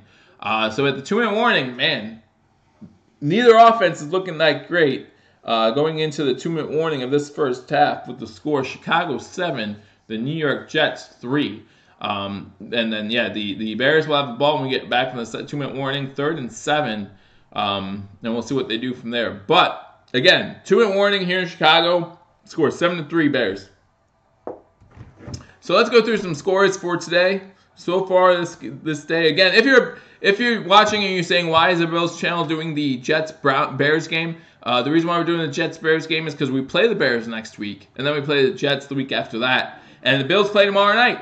So the Bills play Monday Night Football. So if you're interested in watching Monday Night Football, you want to click that subscribe button, click that notification bell. We will be giving you the game here tomorrow, Monday night, for the Bills-Patriots game. So we look forward to that. But in the meantime, I thought, well, I'll be here. I'll be watching football anyway. Might as well come on here, join some of you guys. We can talk back and forth. If you're a Jets fan or a Bears fan, maybe you haven't heard about the channel, you can subscribe so you're here next week and the following week for those live streams as well. But again, welcome to Believers Talk. My name is Joe. We're going to go through some scores around the league, and then I'm going to eat some more lunch.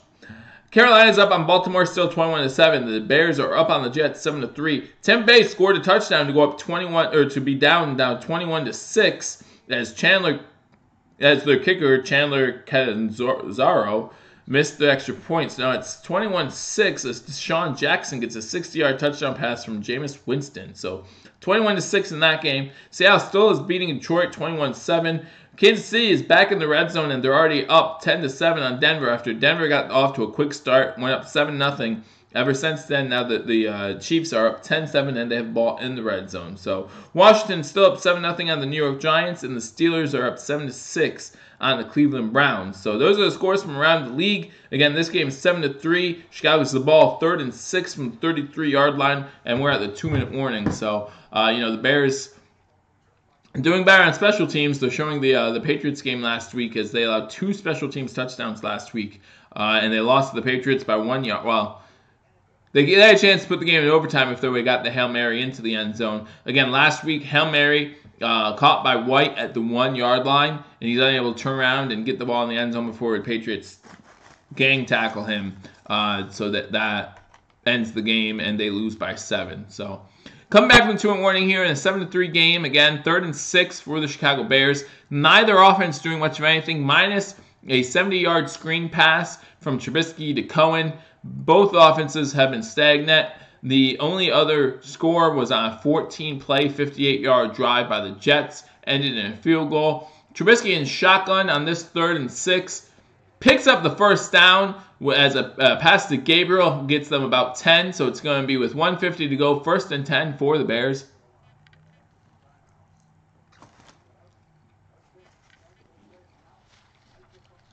Trubisky in shotgun, Bears got the ball at the 42-yard line.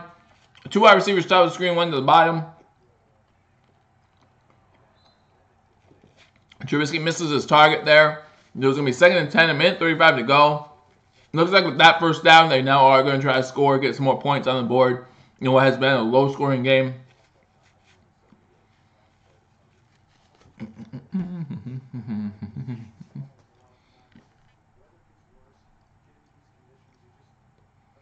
They're blaming the conditions for this offense, but I don't know. I mean, even the run games haven't done much of anything, and you can't blame the cold and the wind and the rain on when it comes to running the ball. But maybe they're crowding the box. So 2nd and 10, you got shotgun formation. Howard to his right. The handoff is to Howard.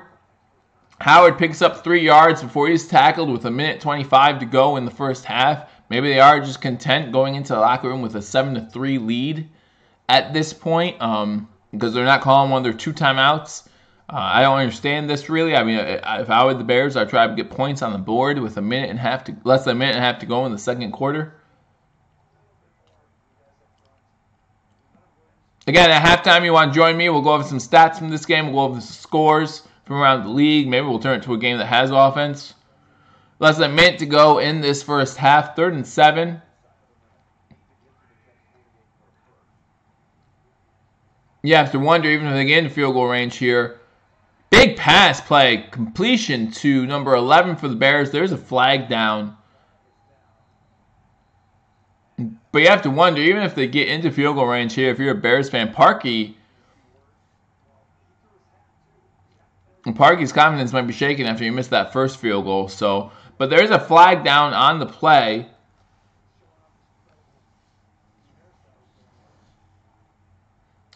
One of the referees threw their hat.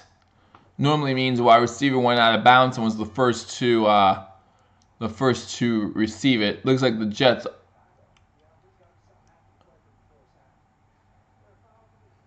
Fouls on both teams. Gonna be roughing the passer on the Jets. And then, wow. If you're a Bears fan, you cannot be happy with that. So we have offsetting penalties. We have a late hit on the Bears. Okay, on the QB. So you have a late hit on the quarterback, going to get you 15 yards. And then one of your Bears offensive linemen screws it up by getting a penalty. So now the penalty is offset. So instead of that big gain on 3rd and 7 that puts you in field goal range, the penalty is offset, and now it's 3rd and 7 again. And because you could have that big gain, you also could have added 15 yards on top of it. Instead, your offensive tackle decides to get a stupid penalty, and now on 3rd and 7, Trubisky throws an out route to Gabriel that's incomplete, so it's going to force 4th and 7. So instead of getting points to end a half, which is huge to go up 7 instead of 3, or 7 instead of 4, or possibly even go up 14-3, you are forced to punt now. And there's probably not going to be another score in this first half. I get that. I get that the Jets probably won't score in this half, but you're costing your team points. So if you're a Bears fan, you cannot be happy with that altercation there, as the Bears were getting ready to get set up in prime field goal position, if not even better. So punt is bounced into the end zone. So the punt will come out to the 20-yard line with 24 seconds to go in the first half. The Bears leading the Jets 7-3. Again, I don't see Sam Darnold and the Jets offense coming out and trying to score. They do have 2 timeouts. However, we have not seen any big plays from either team, minus that one Cohen 70-yard touchdown screenplay to make this game 7-0 at that point. Jets came back on a 14 play, 58-yard drive. It took them 14 plays to get 58 yards. Drive is then stalled out, and they're forced to kick a field goal to make this game 7-3. Again, Park had a chance early in this game when it was still 0-0 on the Bears' first drive of the game to kick a field goal, go up 3-0. He missed it. It was wide right. And then the Jets have gone 3 and out, I think 3 times now so far in this game. So Darnold is in shotgun with 24 seconds to go. However, normally in this position, it's either a handoff to the running back or a screen pass. But nope, as I say that, he goes deep, but he goes deep to nobody. There were 2 Bears closest to the area where Darnold threw the ball. So with 19 seconds to go, 2nd and 10, still 7-3. Chicago Bears over the New York Jets. Again, welcome to Believers Talk. If you are new, if you are wondering why a Bills fan is doing this kind of stream for the Jets Bears, remember the Bills do not play today. They play tomorrow night. So I figured I was watching football anyhow, so I might as well come on here, give you guys more of a relaxed atmosphere. Obviously, if you're a Bears or Jets fan, you might not be as relaxed as this game 7-3, and neither offense is looking that great. We have Sam Darnold in shotgun with a running back to his right again. 2 wide receivers to the bottom of the screen, 1 to the top, but this time they do just hand the ball off. And this is going to be a 4-yard loss on the play. There is a flag down, however, as the Jets simply hand the ball off. to try to hopefully stop the, going to halftime, stop the bleeding a little bit. The handoff was to Trenton Cannon, number 40. The holding is on the offense. That penalty is going to be declined, so it's going to be a 3rd down. This means they can just wind the clock and take us into halftime.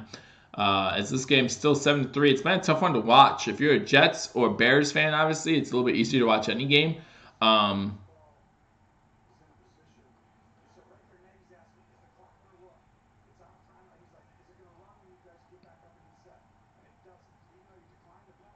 Oh, the clock does not run. I'm sorry, Romo was informing me how it works. So, clock does not run, so we are going to have another play here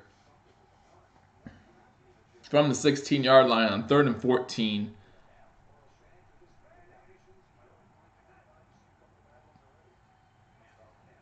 Handoff is to Cannon. He gets to the 20-yard line. And then the Bears call timeout with 6 seconds to go. They just want to see what happens with this punt. With a couple of short punts already today. I don't blame them. I don't blame them for checking this out.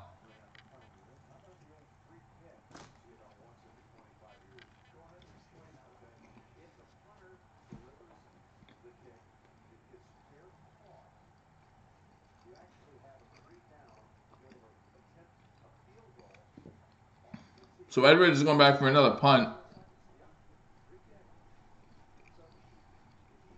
6 seconds to go. Now, if they do call for a fair catch, they're explaining the free kick rule. I've actually never seen a free kick in an NFL game.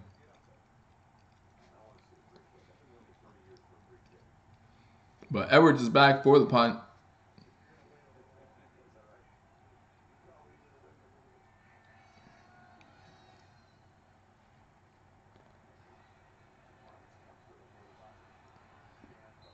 And he just runs out of bounds to end the half. Cohen just runs straight out of bounds to end the half. So we're going into halftime, 7-3.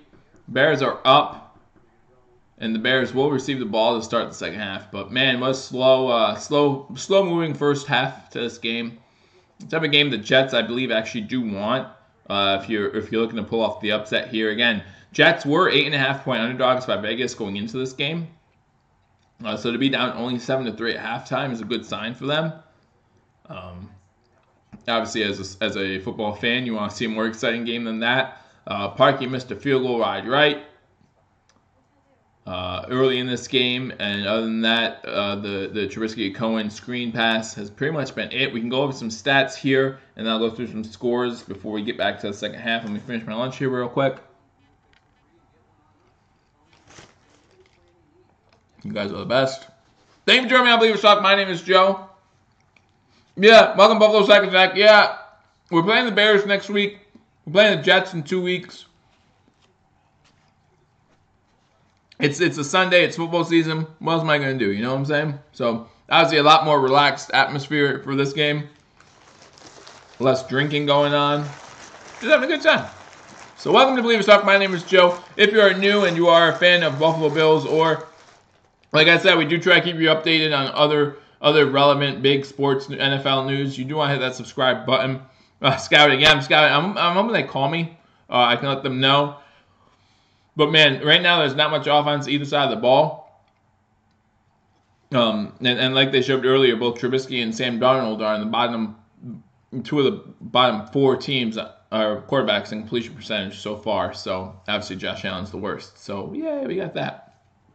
But welcome Buffalo Sack Attack. Welcome to everyone who is joining me. Again, if you're a Bears or Jets fan, you do want to subscribe because I will be going live next week to do the live play-by-play of the Bears game. And then the following week, we will be doing the Jets game. So you do want to hit that subscribe button, hit that notification bell because we will be going live. We will be doing some things with your team here in the next couple weeks. And also, like I said, we do try to keep you posted on big news around the league. Again, we talked about the trade between the Cowboys and the Raiders, sending a first-round pick to Oakland for their wide receiver, who for some reason I can't remember his name off the top of my head, Amari Cooper. So we just talk about that for a little bit. There have been some other big trades. Trade deadline's just 3 days away. So, if the Bills are talking about trading Shady McCoy, if the Bills are interested in trading Kelvin Benjamin, they have limited time to do that. And since we have the Monday night game, I just have a hard time believing that that's what they're going to do. So let's go through some stats from this game. So far, not much going on. Again, just one pass play, really. That Cohen pass from Trubisky is the lone touchdown, but we'll go through some stats here. Sam Darnold, 6 for 13 for 54 yards. Isaiah Crowell has 10 rushes for 20 yards. Sam Darnold has 3 rushes for 9 yards. And then we have Trenton Cannon, who has 5 carries for 8 yards. Going to receiving, you have Jermaine Kearse has 3 catches for 30 yards. Isaiah Crowell, 1 catch for 10 yards. Nathan Sterling has 1 catch for 7 yards. And then Deontay Burnett has 1 catch for 4.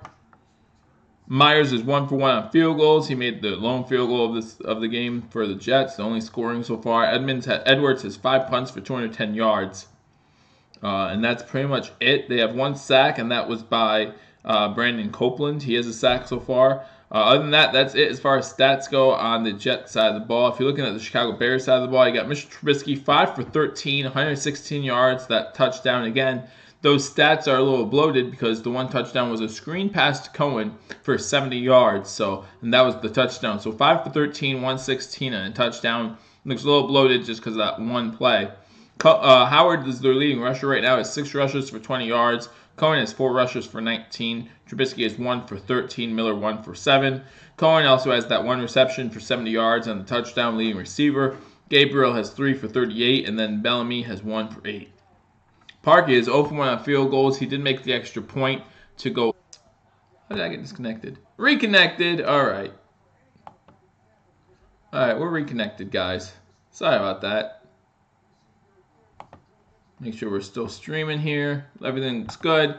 So I don't know what you guys missed. Again, not much statistically happening in the first half of this game. So you didn't miss much either way. I'm about ready to go through some scores of the of these other games going on right now. So you got the Carolina Panthers, Baltimore Ravens. You got 5 seconds left in the half. Carolina up 21-7.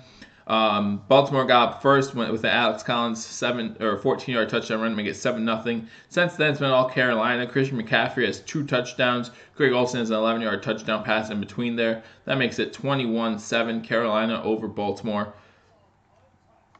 And then you got Chicago, New York Jets. We're watching that game 7-3 at halftime. Tampa, Cincinnati at the 2-minute warning. Cincinnati is up now 27-6 after there was another touchdown and a missed extra point. So both teams now in this game have missed an extra point. AJ Green has a 17-yard touchdown pass reception from Andy Dalton to make that 27-6 with 2 minutes to go in the first half there. Seattle's up 21-7 on Detroit at halftime. Denver has scored a touchdown to now they're only down 16-14. A Tim Patrick 24-yard touchdown pass from Case Keenum after a Sammy Watkins touchdown and a missed extra point. So that's how we get to 16-14. Sammy Watkins with a 13-yard touchdown reception from Patrick Mahomes, and then there was a missed extra point. So that's 3 missed extra points so far today. And then we have a 24-yard touchdown pass from Case Keenum to Tim Patrick to make it 16-14 at halftime. The Giants have kicked a field goal to go up to be trailing 7-3 at halftime against the Washington Redskins, kind of like this game here, not much offense. Adrian Peterson has a 70-yard touchdown pass from Alex Smith, and then Aldrick Rosas right before halftime kicked a 37-yard field goal to make it 7-3 Washington over the New York Giants. And as I said earlier, Antonio Brown gets his 2nd touchdown pass of the game. Joe was having technical difficulties. Can you guys hear me now? Can you hear me now? Hello? Hello? Hello? Anybody? Hope you can hear me. Anyway, Antonio Brown has a touchdown catch, 2 touchdown catches on the day, making it 14-6. The Cleveland Browns went up 6-0 on 2 Greg Joseph field goals, and then 2 touchdowns. Antonio Brown went up 43 yards, one up 1 yard, and that's now 14-6. That Seattle-Detroit halftime score is a little surprising. Well, you can hear me if you're the Detroit-Seattle halftime score. I thought Detroit was actually going to run away with this game. But yeah, Seattle scored 21 consecutive points to go up 21-7. Russell Wilson's 11 for 12 for 151 yards and 3 touchdowns. So he only has 1 incompletion so far. So it's kind of hard to beat a team when they only have 1 incompletion. If you guys recall, Phillip Rivers had a pretty good day. I think he had 85% completion percentage against us in week 2. And that's kind of how they steamrolled us in week 2 of that game. So, it's not something you want to do if you plan on winning. Yeah, Bucks losing big right now to the Cincinnati Bengals. Again, the Bengals scoring touchdowns by Joe Mixon. I think he has 2 rushing touchdowns. Tyler Boyd has a receiving touchdown, and that AJ Green, the most recent, has a receiving touchdown. Makes it 27-6. We already have 3 missed extra points in this game, or in the today. We have 2 in that game, 1 in the other game. And that's something I've always thought as a Bills fan. Hauschka does not get the credit he deserves. You saw Turner miss an extra point last week.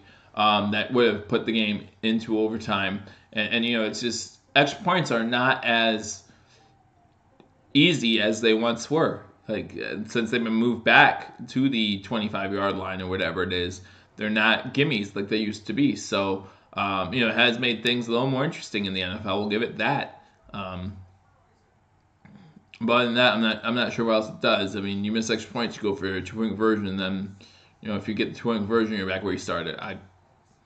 I'm still not sure how much of a fan I am, but I'm moving the kick back. But it adds a different element to the game, and you can be ready for it. I'm not a fan of them changing the rules when we like the product as it is. You know what I mean? I liked the product 10 years ago, so why'd they start changing it? I don't know. Obviously, the safety thing is another issue in itself, but the product itself is a good product. The NFL is just amazing. So, huge NFL fan. And I just don't know why they start changing all these rules, trying to make things harder.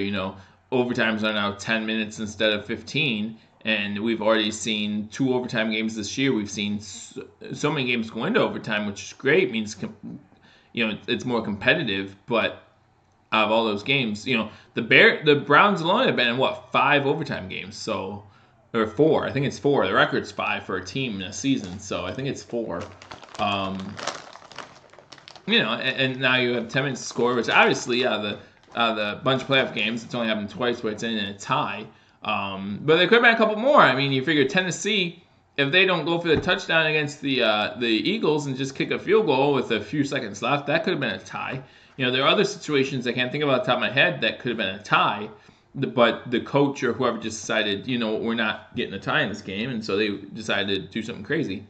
Worked out in the advantage of Tennessee the 1 week, and then the other week it didn't. So,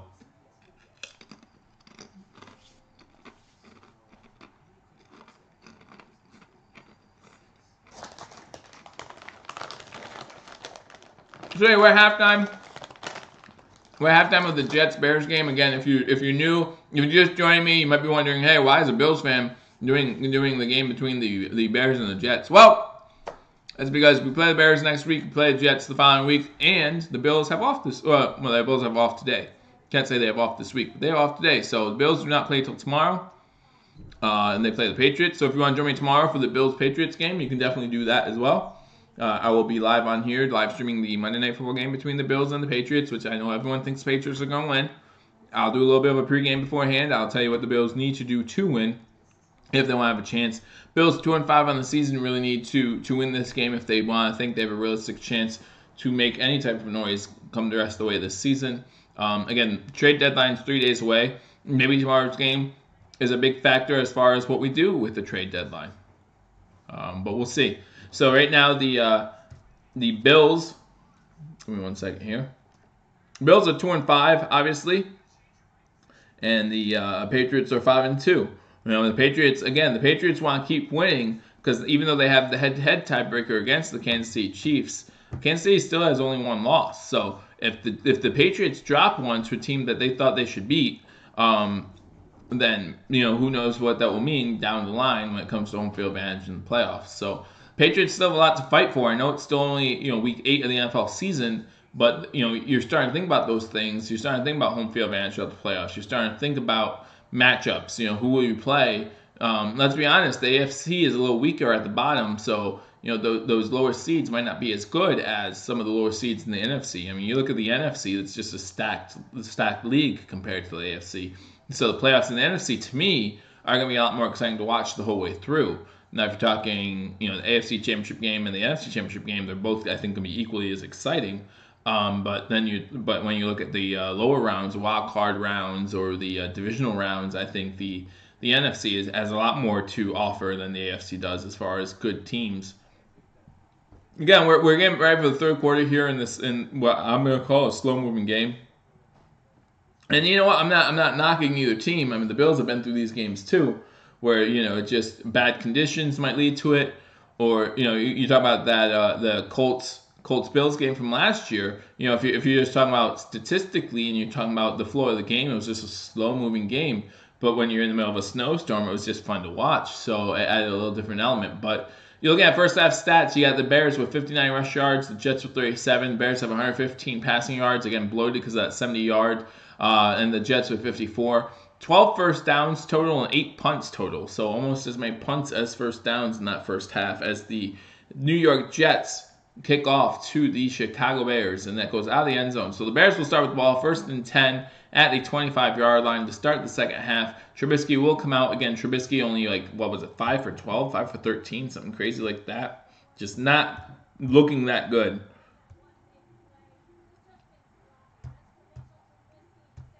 Yeah, 5 for 13, 116, and a touchdown. Again, you take away 70 yards of that, then you're talking about 4 for 12 for 36 yards or 46 yards.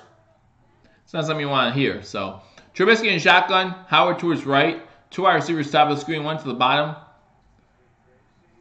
Completes the ball to Bellamy for about a 6 or 7 yard gain. So that's going to bring up about 3rd and 3 for the Chicago, or 2nd and 3 for the Chicago Bears. Up 7-3 already. Again, Cody Parkey misses a field goal to start the game, so they could be up 10-3 really potentially. But so it's 7-3 with 14:30 to go in the third quarter. 2nd and 4 is what they give him, so they gave him 6 yards on the play. Again, Trubisky in shotgun. You got 4 wide receivers set to the top, to the bottom. Got the running back to his right. Fakes the handoff again to the running back. Middle of the field is open, and that's for Gabriel, who gets a first down with a catch to the 45-yard line. So it's going to be 1st and 10 Chicago from the 45. Trubisky with a laser down the middle of the field. Again, the middle of the field was left open, and he finds Gabriel for about a 15-yard gain. He can make it first down. 1st and 10 for the Chicago Bears at the 45-yard line.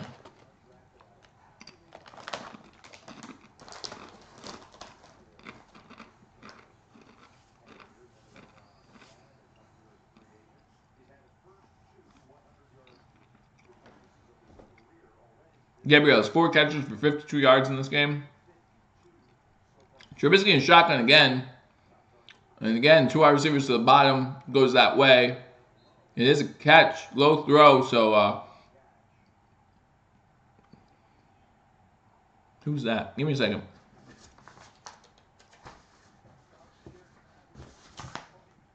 So as Kevin White makes the catch, he falls down, picking up 6 yards on the play, so it's going to be 2nd and 4, 13 minutes to go in the third quarter. 7-3 Chicago. Chicago in New York Jets territory.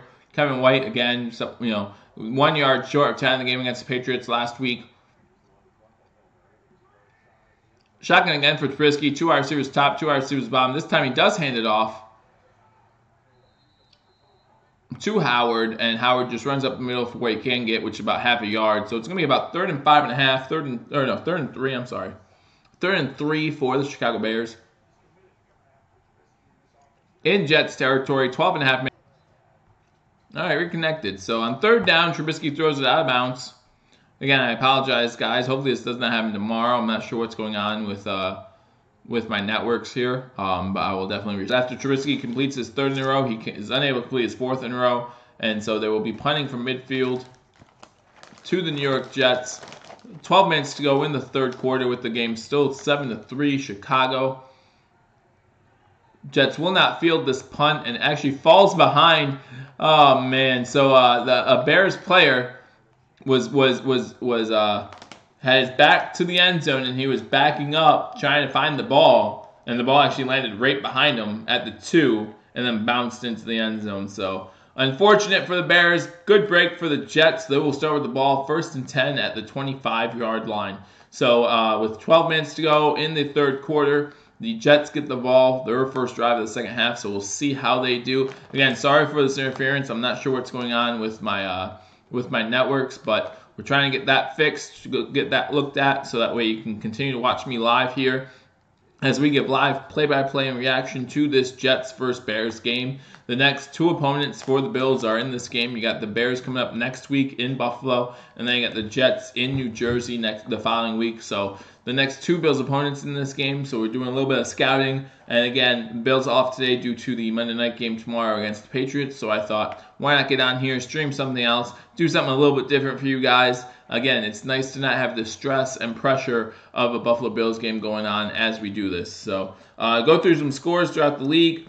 As we were at commercial break, the Carolina Panthers actually kicked a field goal to end the first half. So now that game is 24-7 as Gano hit a 54-yarder just as time expired to send it to halftime. The Jets are still down 7-3 to the Bears as we're watching here. Cincinnati is now up 27-9 at halftime as Tampa Bay had kicked a field goal right before the end of the half again. Catanzaro with a 25-yard field goal as time expired as well to make it 27-9 at halftime. Seattle is up 21-7 on Detroit. Denver is trailing Kansas City 16-14 as that second half is underway. The Redskins are still up 7-3 on the New York Jets, and Pittsburgh is up 14-6 on the Cleveland Browns. So those are the scores around the league. Again, not much going on in this game. The game's 7-3. The Chicago Bears and New York Jets. Chicago Bears got the ball to start off the third quarter, and they moved it to about midfield before they were forced to punt. So now the Jets will get the ball 1st and 10 at the 25-yard line. Again, not much going on from either quarterback, minus a 70-yard screen pass from Trubisky to Cohen. Cohen ran the whole thing. He ran the 70 yards, basically, on the screen pass. And that really bolsters up Trubisky's stats. Other than that, neither team has looked really all that great.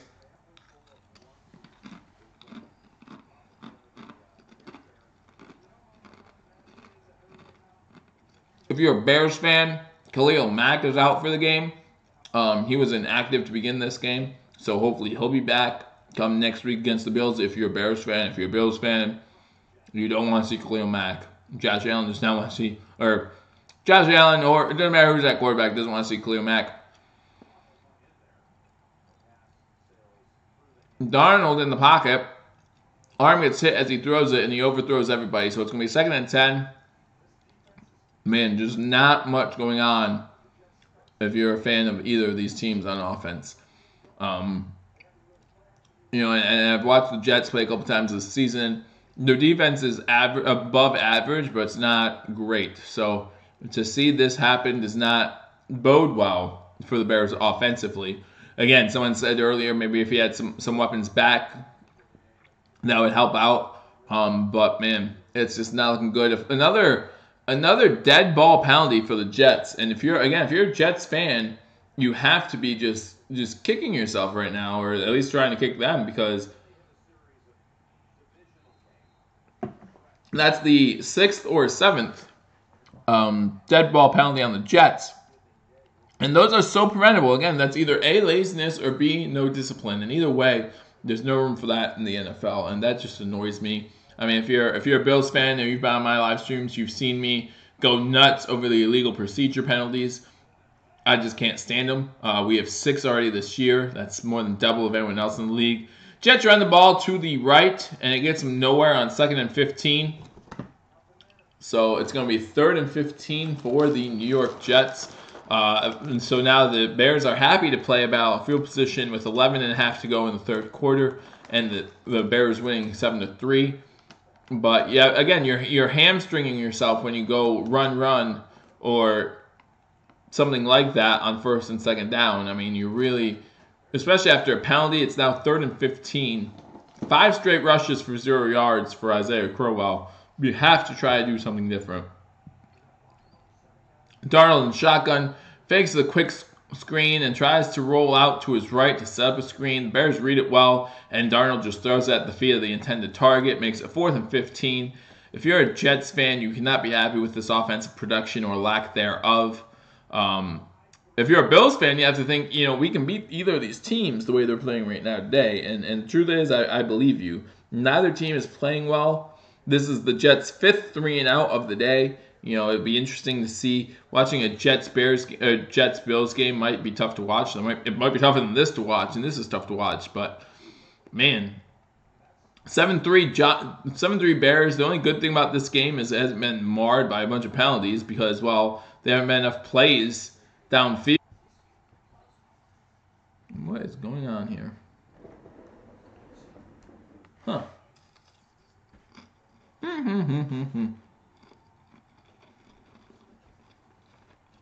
Again, I apologize for the technical difficulties. Not sure what was going on. Appreciate all you who are sticking in there with me. Watch this game. Currently at commercial break. Still 7-3. Bubba Zach Deck. Yeah, that's a problem. My computer says this isn't the Bills. We're not doing it.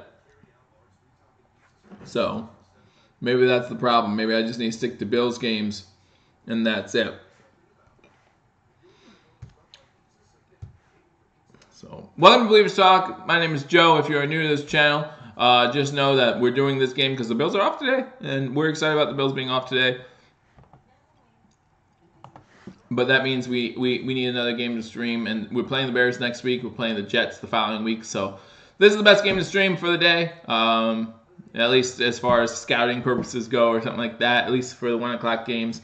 Not much going on. I can go through some scores real quick in the other 1 o'clock games.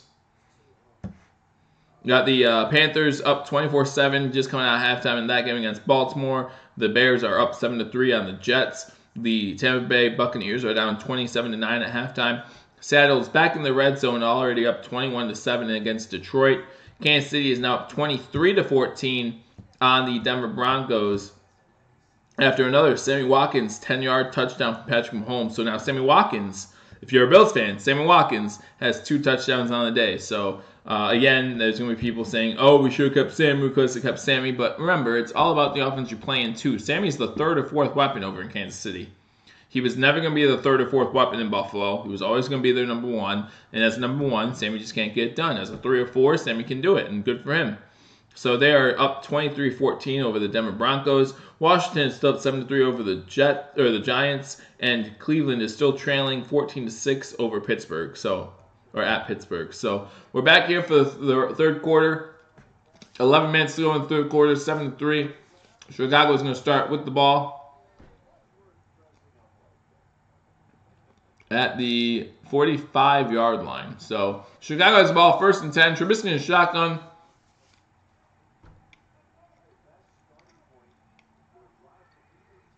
Three wide receiver behind the screen. Running back to his right. Going long. Trying to find White down the sideline. Just overthrows him. So with 10:48 to go in the third quarter, it's going to be 2nd and 10 for the Chicago Bears. Not much going on in this game, guys. So, and again, a little bit of a lazier day since the Bills are not playing. So my attitude's a little more laid back. So Trubisky's 8 for 18 on the day for 142 yards. Again, this game seems like whoever makes that first big mistake, that first turnover, or that first big sack, or something along those lines, that's going to really be the thing that changes this game. And Jets are hoping it's them at this point because not much is going good for either team. But man, Miller with a wide receiver screen drops it, so that's incomplete. Had blocking step in front of him. There is a flag down. Might be an illegal formation, so it's good to see other teams get that penalty other than the Bills. But 10:43 to go. It would be 3rd and 10 if they decline this. No, it's going to be pass interference on the offense. They start blocking downfield prior to him catching the ball. Prior to him getting his hands on the ball. He then drops it anyway. So they decline the penalty, so it's going to be 3rd and 10. 10:43 to go in the third quarter. Bears winning 7-3 over the New York Jets.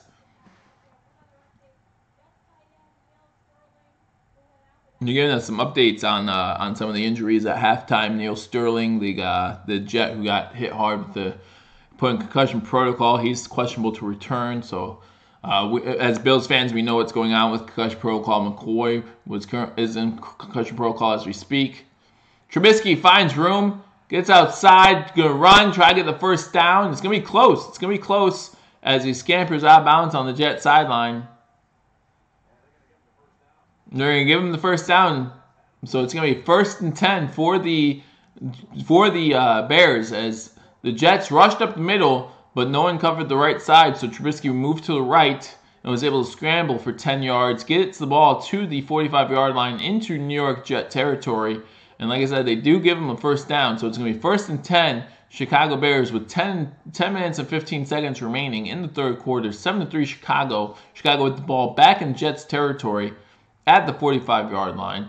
Another run with Howard this time. Howard has a lane.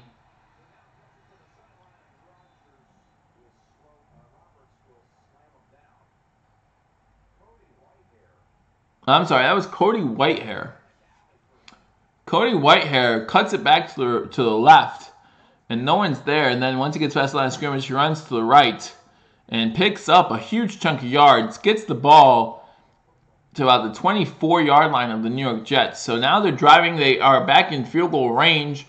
Again, you want to try to get touchdowns in this side when you're out this side of the field, especially with Cody Parkey missing his last field goal attempt. It's currently 7-3, 9:30 to go in the third quarter. Looks like the Jets are going to get called for offsides, but there is a free play here as Trubisky then runs for 9 yards to the 15-yard line. However, there is a flag, so we'll check the flag. But like I said, it looks like that's going to be on the defense. So if they accept the penalty, it's going to be 1st and 5. If they decline it, it will be 2nd and 1. So it'll be interesting to see what they do here.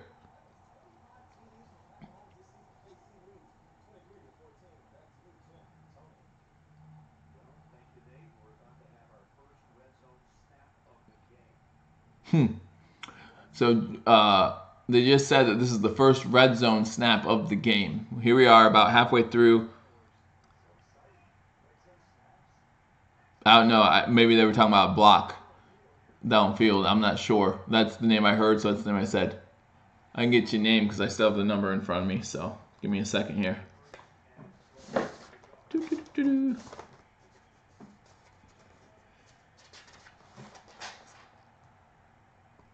So it's Cohen who had the long run. Howard gets a run in the red zone. Gets a first down. So it's going to be 1st and goal for the Bears inside the 10-yard line. Already up 7-3 on the New York Jets.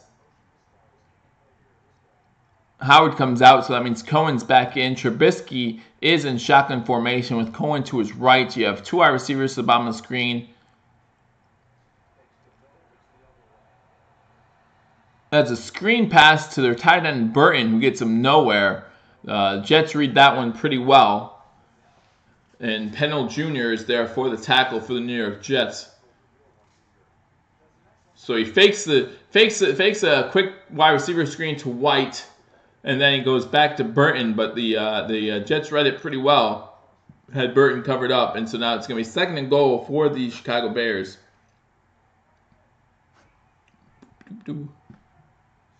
From the 9-yard line. Trubisky again in shotgun. Cohen to his right. 3 wide receivers bottom of the screen. 1 to the top.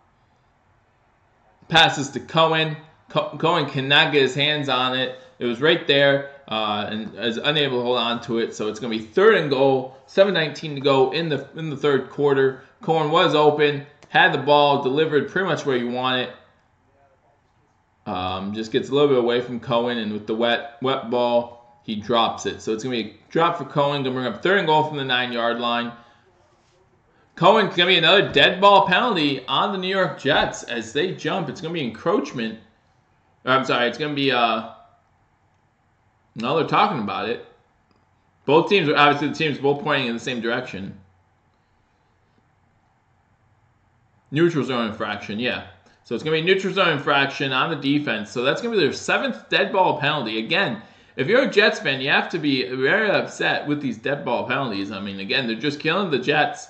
Yeah, I mean, it definitely was on the Jets. The Jets moved first there to make it 3rd and goal. Instead of 3rd and goal from the 9, now you got 3rd and goal from the 4. And you really open up a playbook when you do something like that. So that's their 7th penalty for 40 yards, while the Bears are sticking with 1 penalty for 10 yards. So obviously, huge disparity there. Shotgun formation for the Bears. You have 4 wide receivers, 3 to the bottom of the screen, 1 to the top as Cohen comes back behind the quarterback. Cohen goes out for a pass now. Passes in the end zone.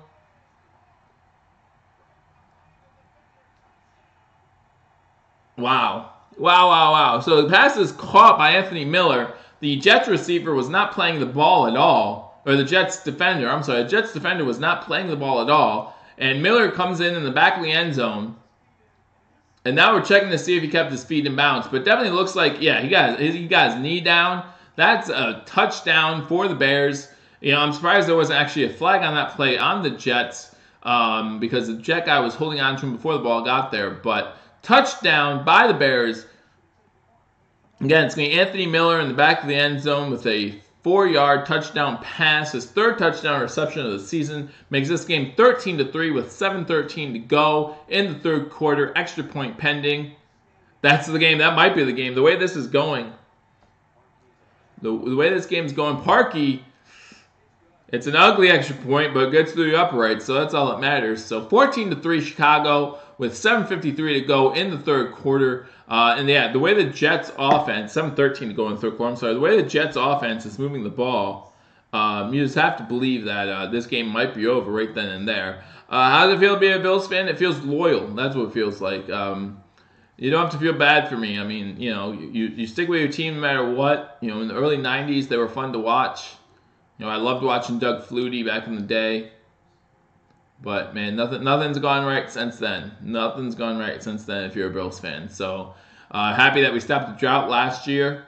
It got long enough. We're the butt of every fan's joke, which is kind of funny, considering we're the only team to ever make the 4 straight Super Bowls. But that's all in the past. Most of you probably weren't alive when that happened, so I understand that. And we didn't win any either, so you don't feel bad for me though. I chose this life, but yeah, it feels like it's loyalty at its finest. As people always tell me, you don't have to worry about him being loyal because he's a Bills fan, and I'm, hey, if that's what it takes, then that's what it takes. So. I mean, if you're a fan of these two teams, when was the last time the Bears were in a Super Bowl? What was that, against Peyton Manning? Devin Hester?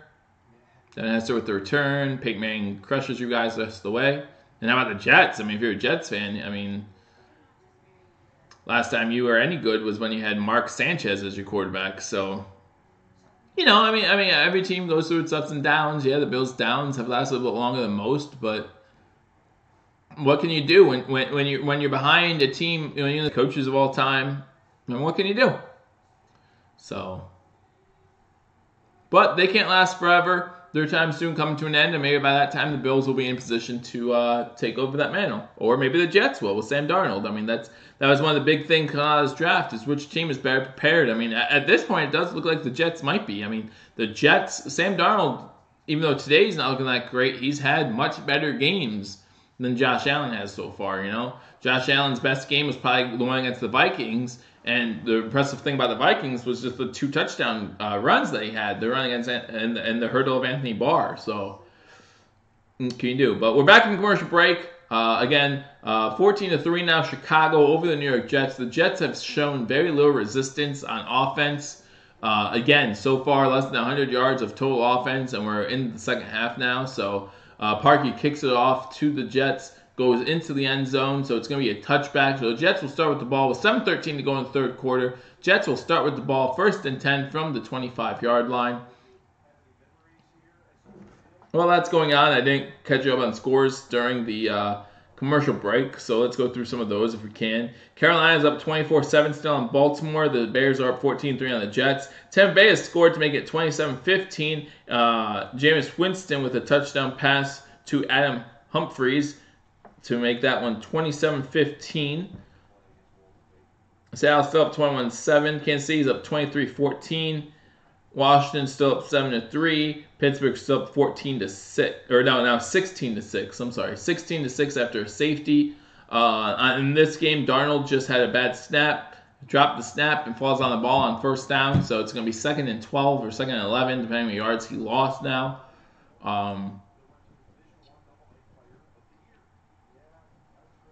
So it's going to be 2nd and 11 again. This Jets offense just hasn't done anything to make you think that they have a chance in this game. I know it's only 14-3, and I know there's 6.5 to go in the third quarter. But man, this Jets team needs some life sprung into them. Another run play. This one gets them about 2 yards, so they get to the 26-yard line. But yeah, that's I mean, in this whole second half, that's probably the biggest run so far is a 2-yard run. So they really, again, have not moved the ball at all. Still haven't gotten a first down in the second half. I think they still only have 3 or 4 first downs in this whole game. That run was by Trenton Cannon, so it's a 2-yard run for Trenton Cannon. And it's now 6 minutes to go in the third and 9. 3 wide receivers top of the screen. Sam Darnold and shotgun. 1 wide receiver bottom of the screen. Got Cannon to the right of Darnold. Darnold pressured, gets away from the pressure, gets the ball completed to Cannon to the 31-yard line. There's a flag down. At this point, it would be short of the first down. Trevathan forces Cannon out of bounds at the 31. It's going to be a hold on the offense. They're going to decline it. So it's going to bring up 4th down, and again, another 3 and out. It's going to be the 6th 3 and out for the Jets in this game so far. So 5:53 to go in the third quarter. The Jets, another 3 and out. I remember I go back to that game against the Packers for the Bills, but we lost 22-0. And we had 7 3 and outs in that game. Here we are, 5:53 to go in the third quarter, and the Jets already have had 6. So again, I've seen poor offense as a Bills fan so far this year, and the Jets are the same as the Bills. It looks like at this point. I mean, it looks like pretty much the same MO, with a good defense can keep you in games, but no offense to support you throughout a game. So 14-3, they punt it away again. This is a much better punt than some of the other ones we've had. Gets at the 30-yard line. Cohen runs out of bounds at about the 45. So good return by Cohen. Get him 15 yards to the 45-yard line. So it's going to be 1st and 10 for Chicago. 5:28 to go in the third quarter. Already up 14-3 with the ball pretty close to midfield already. So Chicago's looking like they got this game pretty well in hand. Unless something big happens. Again, the defense for the Jets needs to force a turnover or something, get a big sack for a loss, something like that. Again, Trubisky's not playing all that great. Pretty decent drive so far on that touchdown drive at the start of the third quarter. But other than that one play, 70-yard touchdown pass to Cohen in the first half, that is it for stats in the first half. Now in the second half, he has that other touchdown throw now to make it 14-3, and they're going to start with the ball again. Here, already up 14-3, about the 45-yard line or midfield, I'm sorry. So we'll go through some other scores. You got Carolina still up 24-7 against Baltimore. 7.5 to go in that third quarter. Cincinnati still up 27-16 now with the extra point good on Tampa Bay. So 27-16. You got Seattle beating Detroit 21-7. Kansas City up 30-14 now on Denver, now with a Kareem Hunt 23-yard touchdown pass from Patrick Mahomes. You just can't stop that Kansas City Chief offense. I mean, even in that Sunday night game against the Patriots, they made a game of it. When everyone thought at halftime they were done, they made a game of it, made New England have to kick a field goal as time expired to win that one. So, that offense just seems to be unstoppable almost at this point. Washington is now up 10-3. They've added a field goal, 53-yarder by Dustin Hopkins to make that one 10-3. Cleveland still down 16-6. However, they are in the red zone as Pittsburgh's up 16-6 there, about halfway through the third quarter in that game. So 14-3 here. Chicago has the ball, and Chicago has good field position as they're looking to score to put this game even more out of range for this New York Jets offense that really just hasn't done anything all game. Later today, you got the Colts versus the Raiders. You got the 49ers versus Arizona, and then the game everyone's kind of looking at is Green Bay at LA. Those are the 4 o'clock games.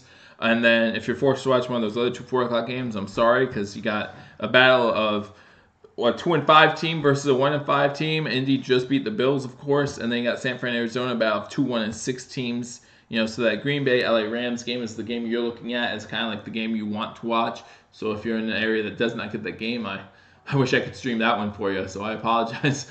But you'll get one of those other 2 games. So first down for the Bears. They run the ball, get back to midfield. So it's going to be 2nd and 10.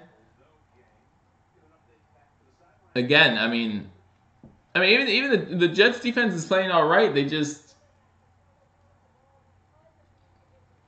they just need to get a turnover or some kind of big play here.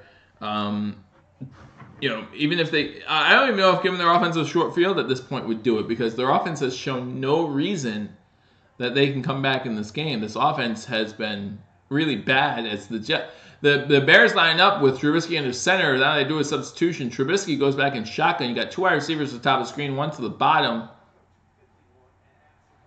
Looks like Burton with a catch up the middle. Gets it inside the 35-yard line for a first down. So it's going to be 1st and 10. Chicago gets it to about the 32-yard line before he's finally taken down in the secondary. He did lose the ball, but it was after he was tackled. So it's going to be 1st and 10 for the Chicago Bears at the 32. Burton with a good completion there for about 18 yards. The total yards this half, the Bears have 95, the Jets have 7. So, you feel bad for me for being a Bills fan. Feel bad for those Jets fans, man. This offense is not looking good. Handoff on 1st down, gets inside the 30 for about 2 or 3 yards. That's to Howard. Gets about 2 yards. So it's going to bring up 2nd and 8 for the Chicago Bears.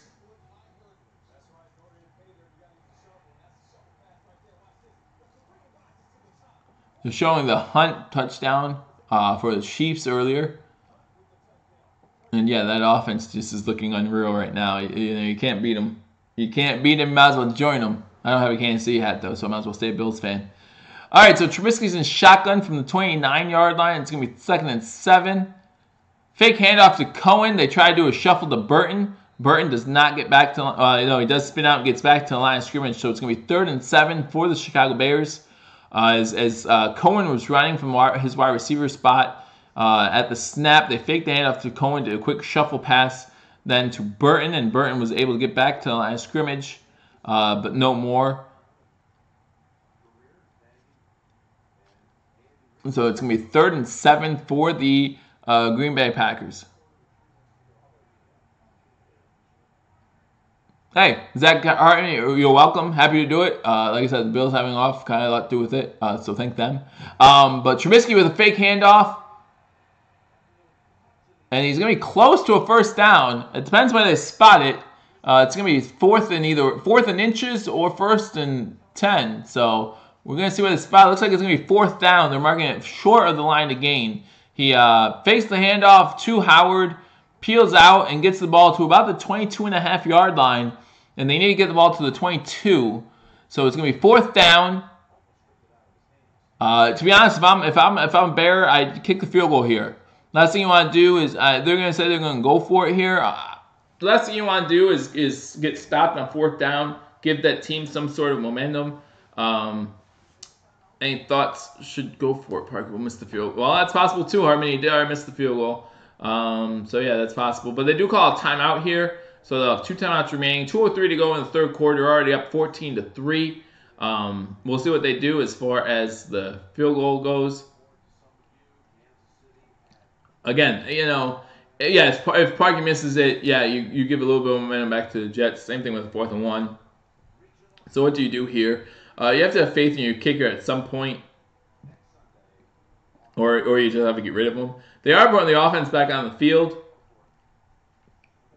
Trubisky's kind of a bigger quarterback. I mean, every time he's ran the ball, it seems like he's gone positive yards. So maybe just QB sneak up the middle would work. As far as my thoughts, Big End boys, as far as my thoughts on keeping LeSean McCoy, the only way we would have traded LeSean McCoy is if he's played every game this season and given people like right now he's worth maybe a 5th round draft pick, and you have to ask yourself, is that worth it? And we don't even know what McCoy has left. So they do run shotgun formation. Trubisky runs to the right, and he does pick up enough for the first down. I'm not a fan of the play call. Why would you, if you're going to run a QB sneak, you might as well just run up the middle. Why would you go back 4 or 5 yards to try to pick up half a yard? It's always confusing to me. It does look like he barely got it, however, as he's forced out of bounds at the 21.5. And that's, like I said, they had to get to the 22. So it looks like they got the first down there. It's going to be 1st and 10, Chicago. Gutsy play call. Again, I'm not sure if I like it, but it gets the job done. The Jets only have 39 rushing yards in this game compared to the Bears, 116. So I formation, Trubisky's under center. As I say that, of course, they substitute out of that package. Now shotgun with Howard to his left. He does hand the ball off to Howard, who cuts it back to his right, tries to get something, ends up losing a yard or 2 on the play.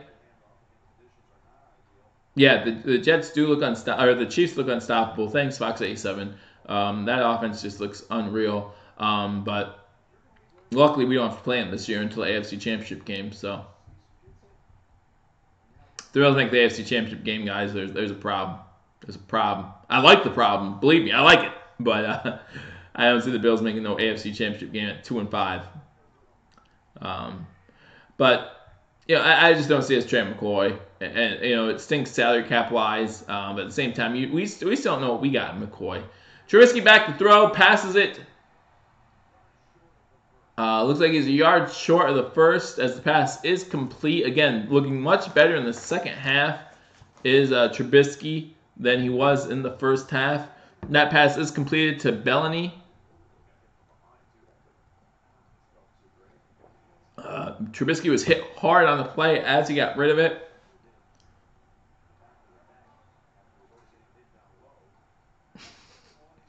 I don't know why you guys ever got rid of Robbie Gould. I am a huge, maybe now, but back when you did, I'm not sure. Like I was a huge Robbie Gould fan, especially kicking in Chicago. That has to be tough. So 3rd and 1, 4 seconds to go in the third quarter. They do have to get one play off. The play is a run play to Howard. He is stuffed, actually loses about half a yard. So to end the third quarter, it's 14-3. It's going to be 4th and about 1, maybe 2, depending on where they mark the ball, to start the fourth quarter as the Chicago Bears lead the New York Jets 14-3 and look like they're going to add to that, whether it be a field goal or maybe they're going to go for it again on 4th down. But again, at some point, you do have to trust your kicker. Make it a 2-touchdown game. Again, that should be enough. At this point, it should be enough, to be honest with you, to beat this Jets team who is yet to get over 100 yards of offense. Again, only has 36 rushing yards up to now. It just does not look good if you're a Jets fan. But if you're a Bills fan, man, you better beat this team. If this is the team that comes out against you in 2 weeks, you better beat this team. Bills defense does have a big test tomorrow. Even if we lose, it'll be interesting to see how well the defense does against that offense. It's the top 10 offense in the league. It'll be interesting to see what happens with our defense there. I know our offense will not look good against their defense. We can expect that already. The only thing we have to, prevent turnovers. Play that game. Play a field possession game. Hopefully our defense can make a play or two, and we'll see what happens. I was watching the Notre Dame game yesterday, and it was funny because they asked the Navy coach what needs to happen for you guys to win. And he said something along the lines of, we need to complete a lot of Hail Marys, we need to hit a lot of three-pointers, and they need to miss a lot of layups. And that's pretty much what needs to happen tomorrow for us to have a chance against the Patriots. They need to turn the ball over a couple times, maybe a couple dead ball penalties, get 7 penalties for 40 yards, all off dead ball. Maybe get a couple personal foul penalties in there. You never know what's going to happen. This is the NFL. The difference between winning and losing a lot of times is simply the penalties and the turnovers. So I've gone over the scores a couple times. I'll go over them again in a second here. Go Jets, welcome. Thank you for joining me on Believers Talk. It's not looking good for your Jets in this game, but you can join me in 2 weeks as we do the live stream for the Jets and Bills. So thank you for joining me. Hit that subscribe button, hit that notification bell. It will let you know every time we go live, because leading up to the game, I will be going live at halftime of Thursday Night Football, and then the day after the game, I'll be doing my live analysis of that game. So hit that subscription, hit that notification bell, and you want to be here for the live play-by-play every Sunday for Buffalo Bills games. Obviously tomorrow would be the live stream for the Bills as we play the New England Patriots. Bears offense put 3-1 against the Pats last week. Yeah. It does look like you're very inconsistent as Parkey lines up for the field goal, basically an extra point to start the fourth quarter. Parkey kicks up. And it's good. So Parkey can make a field goal. Not many, but he made one. So 17-3 Chicago, 14:56 to go in this game. And again, that just looks like it's going to be too much for the Jets to overcome. You do have to remember as well, Zach, that the Jets defense is better than the Patriots defense too. Patriots are, I think the Patriots have like the 27th ranked defense overall. So Patriots D is not that great. Normally what happens with the Patriots though is as the season moves on, the defense gets better and better. So we'll see what happens. Obviously, no Patricia there this year, so we'll see what the defense looks like. Parkey to the Bills. We have House money though. We have Stephen House money. I don't know how I feel about Parkey yet, but I know how I feel about Hauschka, and I don't want to get rid of him for anything. So especially with our offense, because he is our offense. We probably have more field goals this season than we do touchdowns. I don't even think that would be close to consider. because the Bills' offense has not looked good. Todd Gurley has more touchdowns than the whole Bills team at this point in the season. That's pretty embarrassing. So our offense could use a lot as far as that's concerned. I'll go over the scores. Fox 87. I'll go over the scores at the next commercial break. As the fourth quarter started and they kicked a field goal and they kick it off to the Jets, and the Jets it's in the end zone. So the Jets will get the ball first and 10 at the 25-yard line. Probably could go over some scores right now for you as they do like a game summary. So Baltimore is still trailing Carolina, and this time Carolina's added a field goal to make it 27-7. Chicago's over the Jets 17-3. Cincinnati is over Tampa Bay 27-16. Seattle has added a touchdown to be up 28-7 over the Lions. I cannot believe the Lions have not done a little bit better of a job at home. But Chris Carson with a 70-yard touchdown run to make that game 28-7. The Kansas City Chiefs up 30-20 on Denver. This game, Sam Darnold's in shotgun. He has Isaiah Crowell to his left. And then they go out for 3 wide receivers. We're at the top of the screen. Pass is completed to Deontay Burnett for a first down. So I think that might be the biggest play of the game for the Jets so far, as he gets a first down about 15 yards to the 40-yard line. So big play for the Jets to start this drive. I'm sorry, only to the 38, but still might be the biggest play of this game for the Jets. First and 10 for the New York Jets. 14:30 to go in the fourth quarter. That's the first down of the half for the Jets. Got Sam Darnold and shotgun again. 2 wide receivers to the top of the screen, 1 to the bottom. 2 wide receivers to the top, 1 to the bottom. Darnold back to pass as he's pressured and brought down on the sack. Sack is by Claiborne, and Goldman comes in to help with the sack. So Callahan came in and rushed the quarterback on a blitz. Got to him. Got around his waist, and as he was getting spun down, gets taken down. So Darnold or Allen so far? Ooh, probably Darnold. I mean, this game is not indicative of my feelings, but because this game's rough. This game's really rough. But Darnold's had better games than Allen has. How's the Jets so far? The Jets look awful. We could beat this team.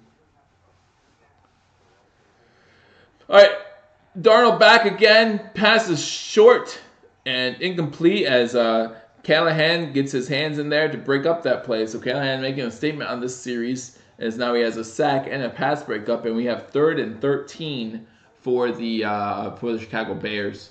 But yeah, the Jets, Fox 87. If you're watching this Jets game, this Jets team does not look good. But we do know that Jets can be inconsistent at times. And there have been times where they've played well this season. But this is just not one of those games for him so far. As Darnold's back in shotgun on 3rd and 13. You got 2 wide receivers to the bottom of the screen, 2 to the top, and you have Crowell in the backfield to Darnold's right. Back to pass. Over the middle, it's incomplete. There is a flag for a late hit on Jackson, number 39. So the pass was thrown to, is that Burnett?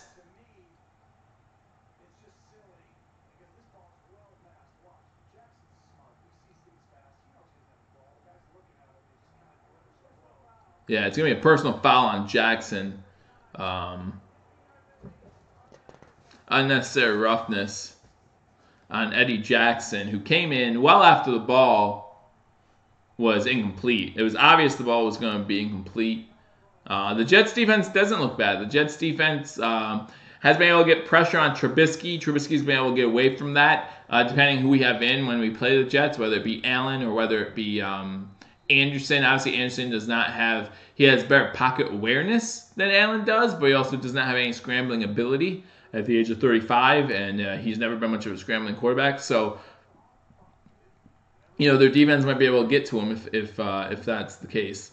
1st and 10 from midfield is a handoff to Isaiah Crowell, who gets about 2 or 3 yards to get it into Chicago Bear territory. So it's going to be 2nd and 7 for the New York Jets with 13 minutes and 5 seconds to go in the fourth quarter. Again, the Bears had him stopped. But a huge penalty on 3rd and long. Personal foul penalty makes it 1st down at midfield, and now the Jets are in the Bears territory for the first time since the 11:59 mark of the second quarter. That's how bad their offense have played so far. Going deep, Darnold's going deep, and he actually has Burnett inside the 20-yard line. It looked like the Bears were going to have an interception, actually. But Burnett gets the ball, wins the jump ball. Yeah, I mean, this is so close to being intercepted. It's insane. Burnett and Kyle Fuller go up to the ball at the same time. Kyle Fuller actually gets his hands on it, but Burnett then takes it. So 1st and 10 Jets inside the 20-yard line, just when we thought they were dead in the water. Premier on your wall. Yeah, Kyle Fuller had a chance at interception there. Just went right off his hands. You can see a reflection on the Bills thing behind me if you want. First down, the Bills picture. First down for the Jets is a run again by Crowell. Only gets by a yard or two before he's taken down. So we're talking about 11:45 to go in the fourth quarter. 2nd and 9. Jets have the ball inside the 20-yard line. Pretty sure this is 4-down territory. Have to go for the touchdown. Field goal really doesn't do you much good here.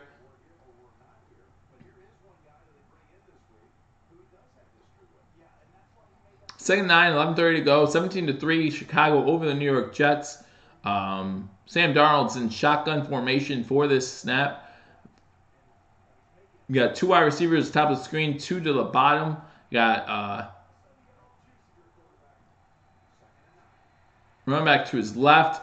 And they touchdown Jets. So just when you thought the Jets were out of it, Jets come down the field on a Herndon, the 18-yard touchdown pass from Sam Darnold. So make it 17-9, 16-yard. Sam Darnold to a Chris Herndon touchdown. Makes this one 17-9, extra point pending. And the Jets, again, only down 1 score, despite the fact that their offense has not looked that good. Again, Kyle Fuller misses a chance for an interception.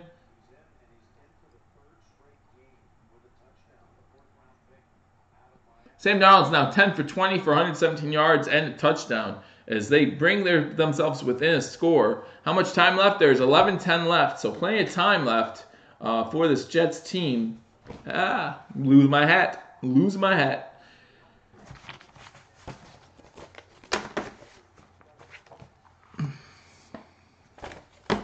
Kick is up, and the kick is good. So with 11:10 left to go in the game, the Jets score a touchdown and make this game 17-10. And the Bears will get the ball back. Again, huge penalty by the Bears to keep that drive alive. A personal foul penalty on a 3rd down, which would have forced the Jets to punt. Instead, the drive gets kept alive to get the ball past midfield. And then a score by the New York Jets makes this game 17-10. So, can't have a 3-and-out if you're a Bears fan. Absolutely. No, you're right. At this point, Zach, you're right. You cannot have a 3-and-out. Right now, momentum clearly on the side of the Jets after that penalty. Again, and now the touchdown makes it a 1-score game. You have to get some first downs. Let's go over some scores here real quick. Carolina's 27-14 lead now over Baltimore as Baltimore scored on a Javarius Allen 9-yard touchdown pass from Joe Flacco. So now it's 27-14, bring them within 2 scores. The Jets brought themselves within 1 score there, down 17-10. Cincy has scored again, making it 34-16 on a Jesse Bates 21-yard interception return for a touchdown. So 34-16, Cincy over Tampa Bay. Seattle is now up 28-13 as Matthew Stafford found Marvin Jones for what is his 2nd touchdown of the game. 19-yard touchdown, making that 28-13, extra point pending. Matt Prater makes the extra point, makes it 28-14. Kansas City is still up 30-20 on Denver. Washington still up 10-3 on the New York Giants. Pittsburgh has gone up on Cleveland 23-12. Last I saw, that game was 14-6. So let's see what happened here in that game. Team safety by Pittsburgh, we did see that, making it 16-6. And Antonio Callaway had a 1-yard pass from Baker Mayfield, missed the extra point, so that's why they get the 12. And then James Conner with another touchdown run. So makes that 23-12 with the 3rd quarter just ending there. So those are the scores around the league. Again, the Jets just make this a 1-possession game now, 17-10 after the Jets have struggled all game to get anything going consistently. A pretty nice drive down there. Again, pretty much aided by that penalty by the Bears. I forget if I told you who that penalty was on, but I'll look it up now. The penalty was on Eddie Jackson. Eddie Jackson with a 15-yard late hit penalty to keep that drive alive and to help the Jets get into the end zone for the first time today, making that game 17-10. As the Jets get ready to kick off to the Bears. Like you said, Zach, the last thing they need at this point is a 3-and-out for the Bears. The momentum clearly in the way of the Jets right now. They just showed a stat on the screen that says Chicago Bears had led at halftime in all 3 losses this season. So if you're a Bears fan, you're used to this scenario of leading at halftime, feeling pretty decent about it, and then only to give it away at the end. So kick goes into the end zone, and as I hate, the Bears bring it out, get it to the 20-yard line, so they cost themselves 5 yards. And that's why I hate that play so often. You end up costing yourself yards instead of picking up yards on those plays. And then you normally get a penalty on top of that, so it ends up being like deeper in your own territory. It's just a mess. So 11:03 here in the fourth quarter, 17-10 Chicago over the New York Jets. Again, it was 17-3. Cohen's in the back with Trubisky. Trubisky's in shotgun. Cohen's to his left. You got 2 wide receivers and a tight end to the top of the screen. You got a wide receiver at the bottom of the screen. Fake handoff to Cohen. Trubisky's going deep,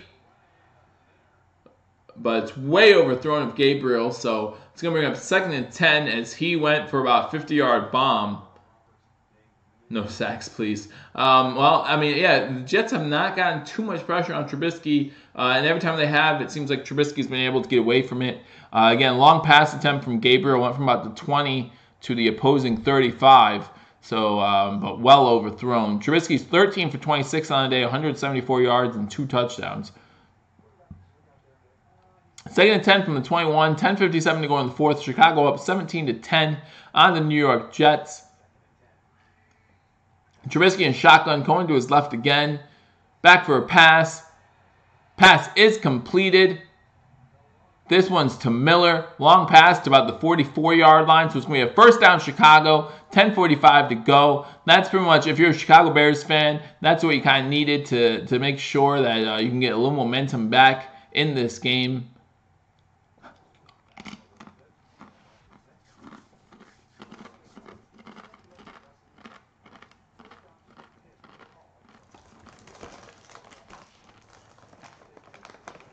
$10:20 to go in the fourth quarter.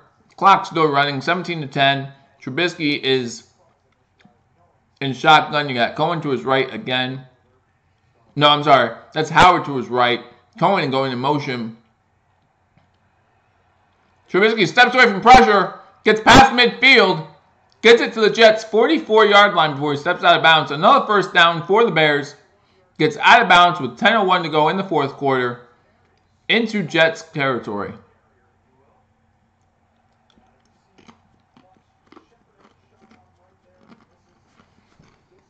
Again, Jets get pressure there, but Trubisky able to step away from it. Has 6 rushes for 51 yards on the day.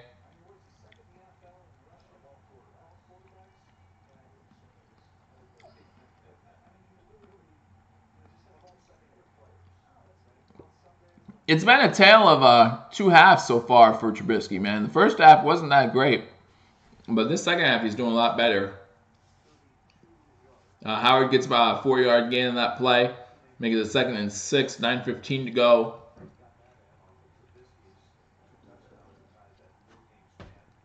Jets run defense doing a decent job. Howard has 13 carries for 32 yards. So, as much as I love Howard and think highly of him as a running back, not doing that well today, not even averaging 3 yards a carry in today's game. So you got 8:50 to go in the fourth quarter, 17-10. 2nd and 6 for Trubisky, who's in shotgun, going to his right. Goes back to pass. Pressure gets to him, but before it gets to him, he's able to get the ball off to number 17. That's Anthony Miller again for another first down as he picks up about 11 on the play.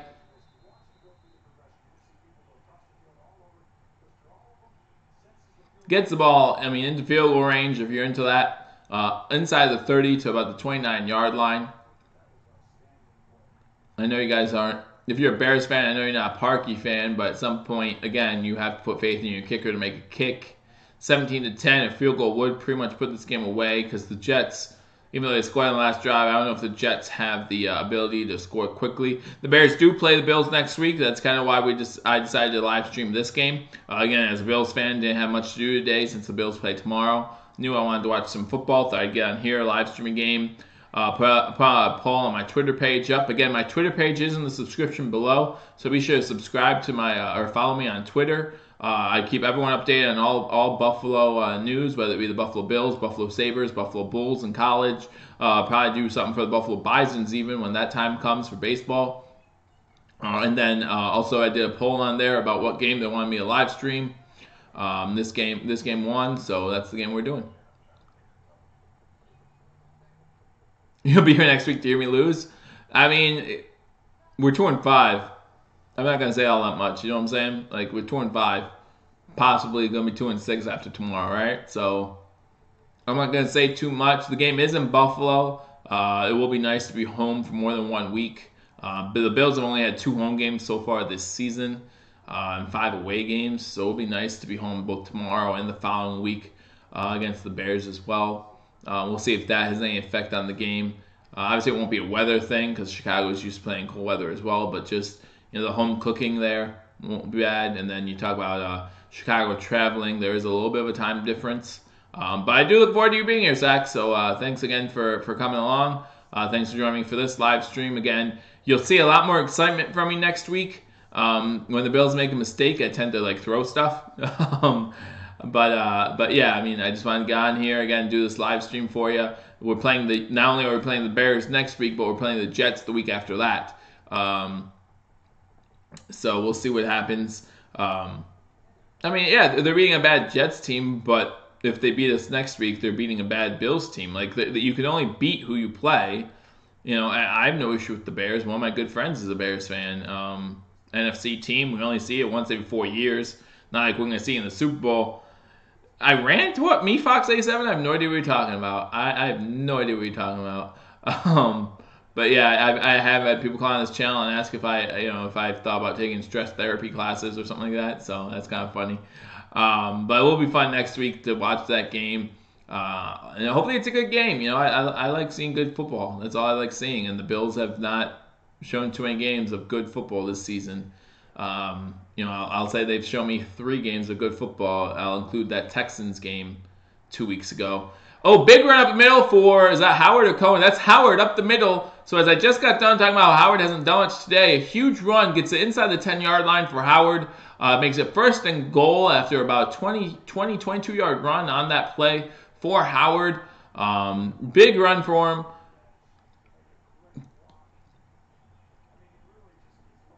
I'm trying to see if he's at inside the 5 or not. No, probably at the 5-yard line. So big run for Howard, gets inside the 10 to about the 5-yard line for the Chicago Bears.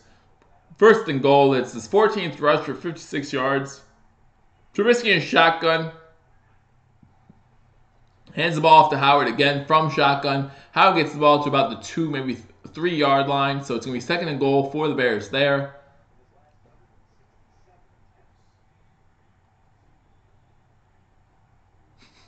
49-7.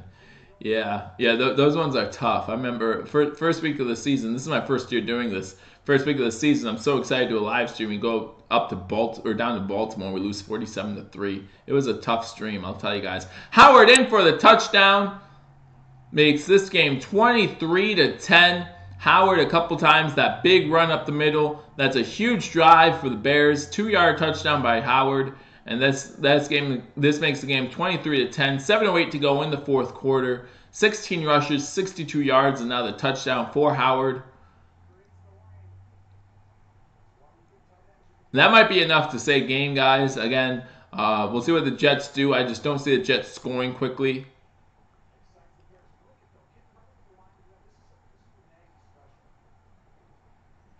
Score of this game is about to be, Parkey's on for an extra point. Currently 23-10.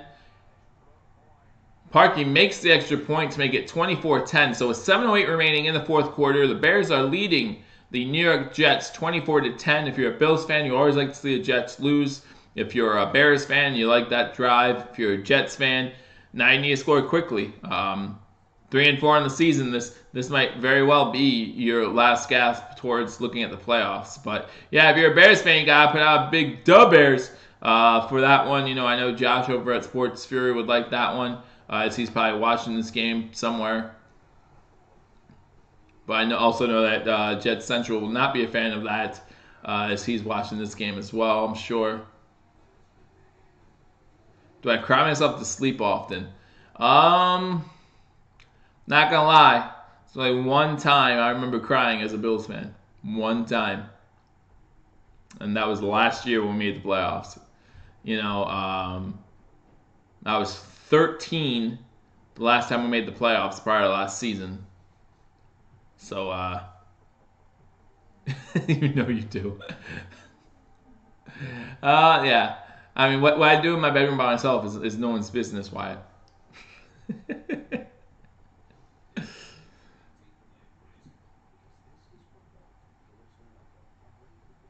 Yo, 2006 Super Bowl against the Colts, man. I remember Hester returning that kick for opening kickoff for a touchdown, and I was like, uh-oh, that might have something. But so that made it worse. But yeah, that was a tough one for you guys. Peyton Manning's first Super Bowl. But you know, I mean, Devin Hester was. I mean, you couldn't expect to win a Super Bowl with Rex Grossman as your quarterback. I'm sorry, like. You know, Rex Grossman just wasn't that good of a quarterback. You guys haven't had that great of quarterback play. I mean, I liked Kyle Orton, you know. Not Kyle Orton. No, I like Kyle Orton too. Why not? He played for the Bills. He did all right. I like Brian Cutler. But trash Rex Grossman. Yeah, you can say that now. I bet you back in 2006 you were all excited about him.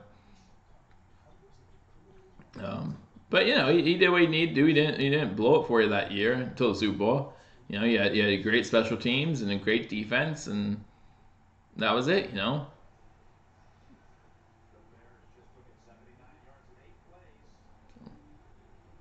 Yeah, just had a Rex Grossman jersey.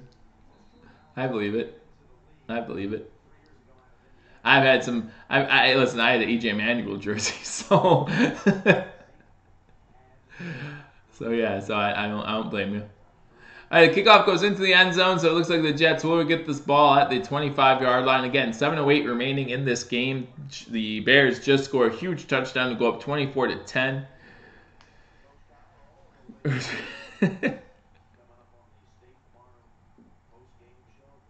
Duh, Bears. Good. I'm glad Josh is enjoying himself. I'm glad Josh is enjoying himself watching this one. He should be too. Again, after a depressing loss last week, you lose by a yard. only quarterback you ever believed in. You know, it happens. Darnold steps up, throws it.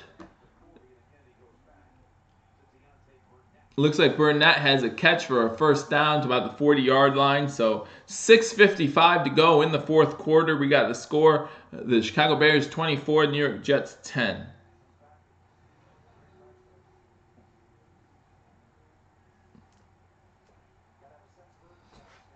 Yeah, a little bit.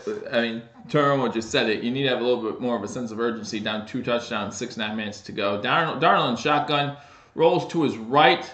Being chased by the Bears defense, just throws it out of bounds. So it's going to bring up 2nd and 10 with 6.5 minutes to go in the fourth quarter.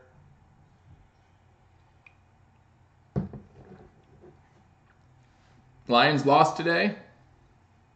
Or they're going to. Yeah, they're getting their butts whooped by Seattle. And then the Packers are playing the Rams, so they might lose. Vikings on bye this week, so Jets on the play. 6:14 to go in the fourth quarter. Bears defense just stopped the Jets to a 3-yard loss. So the Jets now going to have the ball behind the chains here. It's going to be about 3rd and 13, I believe. Yep, 3rd and 13, 6 minutes to go. Again, you have to consider getting about 6 or 7 here because this would be four down territory. Yeah, I mean, as a Bills fan, I'd say I don't want you to string together a bunch of wins, but if you're going to make up some ground, now's the time to do it. Especially with And then Sam Darnold has to throw the ball away on 3rd and 13. So it's going to be 4th and 13, 5.5 minutes to go in the game. This is a very interesting time in the game. Consider going for it. Maybe you're at the 37-yard line, so you're not in a part of the field where you normally would want to go for it, but not much time left. And this Bears offense has definitely looked better in the second half.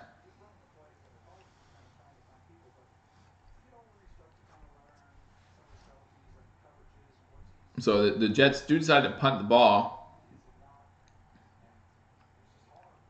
4th and 13. This is Edwards' 8th punt of the game, so his legs got to work out. Good punt this time. Gets it inside the 15. The Bears almost make a very costly mistake. Cohen. So the ball gets inside the 15, starts bouncing, and Cohen just goes over and puts his hand on it and then backs away from it. Like he's not going to touch it now, but he already touched it.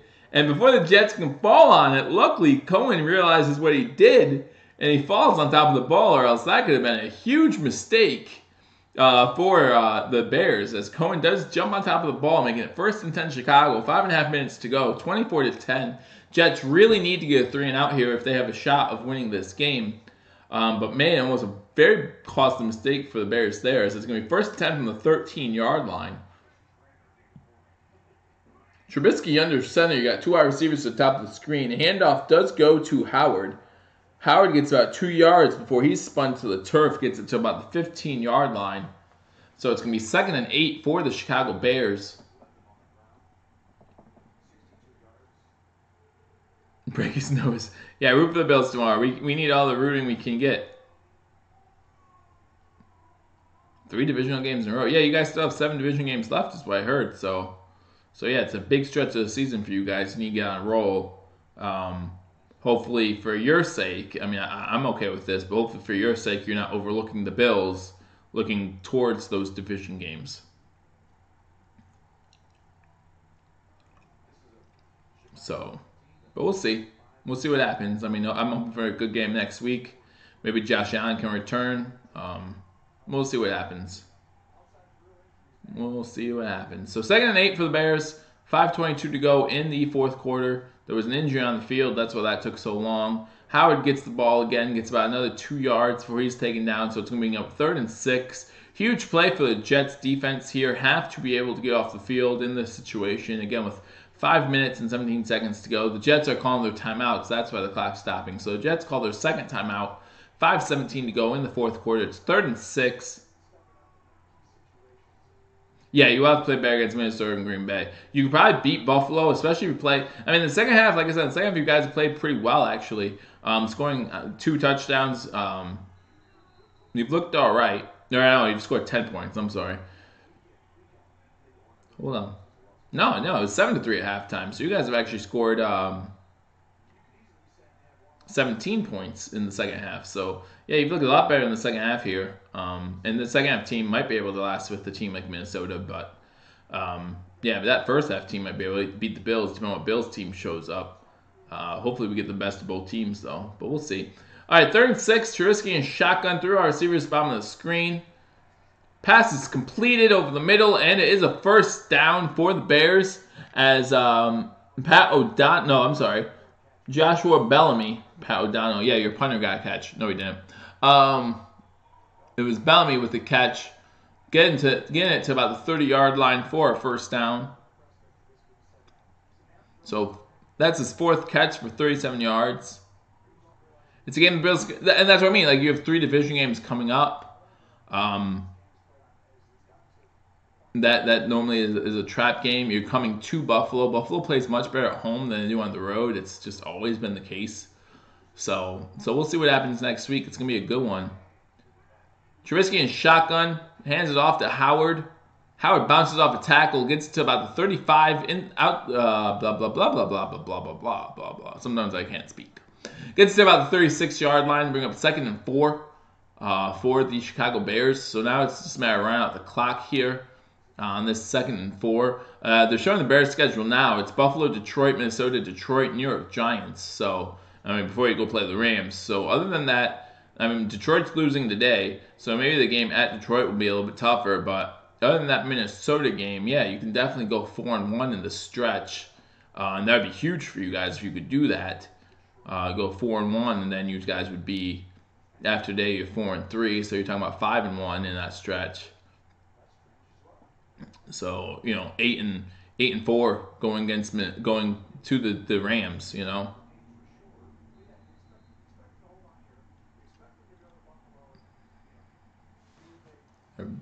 ever seen the movie Buffalo 66? I've never heard of that. I'll have to look that up. I still actually haven't even seen the 30 for 34 Falls of Buffalo. I refuse to see that just because I don't need a reminder of what happened. Howard gets the ball up the middle for a first down. They get to the 41-yard line. So it's going to be 1st and 10, 4 minutes to go in the fourth quarter. It's just a matter of time at this point as the Jets have used their last timeout. So another first down or two, and this one's going to be over as the Bears lead 24-10. Howard now has 20 rushes for 77 yards on the day and a touchdown. Jim Kelly was good for a while. Jim Kelly was good for a while, for like 8 years. But it's funny. Like I talked to my friends, and everyone's like, "Oh, they paint the Bills in such a good light." And back in the mid '90s, the Bills were the butt of every joke, and they still are to some extent. And like I don't need people to put Buffalo in good light. I know how good that team was. I watched that team. Right up the middle again. I'm trying to see if that was Howard or Cohen. That looks like it was Howard for about 1 yard. So it's going to be 2nd and 9. 3:20 to go in the fourth quarter. Again, Chicago up by 14. The Jets have no more timeouts. So it's looking all the more like that the Chicago Bears are going to win this game. Yeah, no, I mean, people have told me it was good. People told me that it paints the Bills in a good light and everything. And I'm just like, I don't need that reminder. I don't need to hear wide right again and again and again and again. I mean, Scott Norwide wants to miss field goals. He can miss field goals, but we got crushed by the Cowboys in that third Super Bowl. Like I know what happened. I remember. Looks like number 75 for the Bears is down on the field. That's the last thing you want to see in a game like this when you're just trying to run out the clock to see a player go down. Looks like it's Kyle Long for your right guard. So Kyle Long is down on the ground. Again, thank you for joining me on Believers Talk. If you're new, you want to hit that subscribe button. You might be asking yourself, what is a Bills fan doing the Jets versus Bears commentary or play-by-play? The Bills have off today because they have that Monday Nighter tomorrow. And we will be live streaming that Monday night game here on YouTube, so you want to be here for that. Will definitely be a lot more energy in that stream from me as a Bills fan. But we're playing the Bears next week. We're playing the Jets the week after that. So why not get on here, live stream this game? It's a Sunday. I'm going to be watching football anyway, so might as well watch it. Come on here, do a little bit of a live stream, and just show that you never know what's going to happen in these streams. So definitely looks like Kyle Long's injury is serious, which is not good if you're a Bears fan. He's not able to put any pressure on his leg. He's being basically, he's using two men to get to the sideline. Yeah, he's not able to pressure on that leg. So it's not looking good if you're a Bears fan for Kyle Long, Harry Long's son. Again, he's not able to put pressure on his right leg. Bill's about to get smacked tomorrow, probably. That's what I'm projecting. I have a score prediction in mind that I will be sharing tomorrow prior to kickoff. I'll get on here hopefully right before kickoff happens for the game tomorrow. Had to move some things around just to be able to make a live stream work tomorrow, but we were able to do it. So I'll be here shortly before kickoff. As the Bears run to the right side with Howard, gets about 3-4 yards. Yeah, I mean, the last thing you want to see in a game where you just run out the clock is someone get injured, especially someone like a starting right tackle. We'll see how bad the injury is. I'll be reporting on it throughout this week. Again, we'll do Thursday we'll do a pregame between the Bears and Bills. We'll have the pregame. I'll do an injury report then, and I'll do 3 keys to victory for the Bills. If there's enough Bears fans there, man, we'll do 3 keys to victory for the Bears. What the Bears will need to do to win that game. I don't mind doing that. I mean, if there's one thing I love, it's football. As long as Schoen getting carted off the field. 3rd and 6, 2:08 to go in the 4th quarter. They do have to get 1 play off before the 2-minute warning. They fake the handoff. Trubisky goes down in bounce. So that's smart by Trubisky to slide down, and he was rolling to his right to make it 4th down. So we go to the 2-minute warning. It's going to be 4th down. The Jets will get the ball back, 24-10 at the 2-minute warning. This game looks like it's all over as the Jets have no more timeouts left. And down 24-10, they will be getting the ball back, however, with 2 minutes to go. And then I'll go over some scores real quick. Probably won't do too much as far as post-game is concerned, although most Bills games I will stay on here about 20 minutes after. Oh, thanks a lot, Wyatt. Thanks for subscribing, man. Can't wait for you here next week. We'll go over the Bills game. Like I said, for your Thursday, I'll go over 3 keys to victory for the Bears as well. I mean, it's not that hard to figure out what the Bears' keys to victory are against what can be a weak Bills team. But we can go over a bunch of different things Thursday. Like I said, I come on Thursday during halftime of Thursday Night Football. I try to be done by the end of halftime, so I try to make it like a 15-20 minute video, so it's not too long. Just so if you're watching the Thursday night game, who's playing Thursday night next week? We got Oakland, San Fran, so you guys won't actually mind if you miss the second half of that game. I don't. But anyhow, so I will be on here. We'll preview the game of the Oakland Buffalo Bills, or Oakland. See, now I can't think and talk at the same time. Like, it's impossible for me to think and talk at the same time. We'll do a preview of the Bears-Bills game, and then on Sunday, of course, we will definitely be doing the live play-by-play for that game. And on Monday, I'll do like a post-game recap of that game to post some thoughts, of both the Bears and the Bills. And again, if there's enough Bears fans in there, I'll give my unbiased opinion on both teams. Obviously, as a Bills fan, there's going to be a little bias towards one way, but again, I just love football. I love watching a good game. I hate seeing injuries, no matter who it is. I mean, I've even said here before, I don't want to see Tom Brady get hurt, I mean, breaking his nose, that's one thing, right? But, last thing I want to see is someone get hurt seriously. I still remember in 2007 when he broke his leg, the first game of the year against the Chiefs when he got rolled up on. You don't want to see that stuff. I mean, sure, it was good to see Miami win someone other than, I can't say it was good to see Miami win the division. I can't never say that, but it was good to see someone other than New England win the division for once. And, it was nice to see a competitive division, but, to see someone go out like that, like he's still got a family, you know what I mean? Like it's nothing personal. It's just football. But for me, my team, I take it a little bit more personally than some. All right, so we're back from the 2-minute warning, and all right, don't go offline then. It says I'm back, so I'll believe I'm back. I don't know what you guys can hear. Again, I will be restarting that tomorrow to make sure that does not happen tomorrow during the Bills game. I apologize. I appreciate you guys sticking with me. Normally when it goes offline, it comes back within a couple seconds here, at least anyway. I know that other people who have used the software, including the Sports Fury, I believe, they use the software as well, that sometimes it goes out, and I have no idea why or how. All right, so first down, Darnold's scrambling to his right, has to throw it out of bounds before he gets tackled in the end zone for his safety. So it's going to be 2nd and 10 from the 10-yard line, 1:47 to go in this game. Again, Jets out of timeouts, down 2 scores. Thanks, Fox87. Yeah, I'm back. I like I said, I don't know what's going on there, but we'll see what happens. So at the end of this game, what I'll do is I'll just go through the scores throughout the game.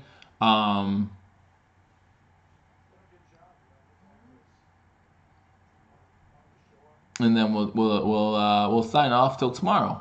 And then again, trade deadline coming up. I believe that's in 3 days. So any trades happen, I'll let you guys know. So big throw by Sam Darnold, gets it to the 24-yard line. Pass is complete to. I had the Jets roster up top. I did not. So it's completed to Jerome Peak.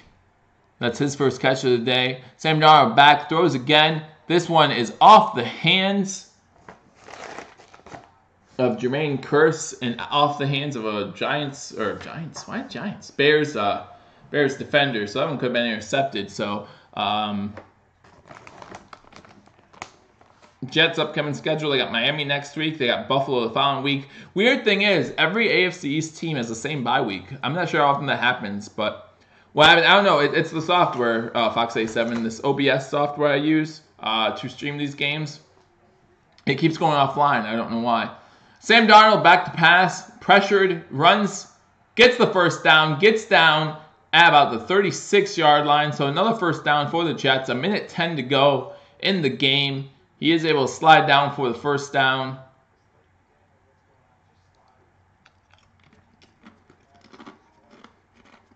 Darnold in shotgun, 3 wide receivers at the bottom of the screen.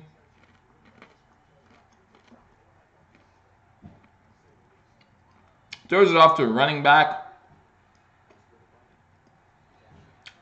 And gets a first down to about the 47-yard line. So they're getting close to midfield. But again, 40 seconds left, no timeout.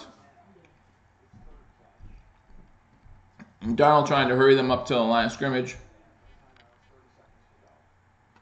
Hoping to get a pick in garbage time. Yeah, I'm surprised there hasn't been any turnovers in this game with how sloppy the Jets offense has been all game and how sloppy the Bears offense was in the first half. False start, another dead ball penalty by the Jets. Man, the Jets, I'm not saying what helped them win this game, but you're talking about 8 penalties now before the snap of a ball, whether it be offense or defense. You're just either on offense, you're putting yourself behind the sticks, or on defense, you're giving them yards. Either way, it's not going to help you out.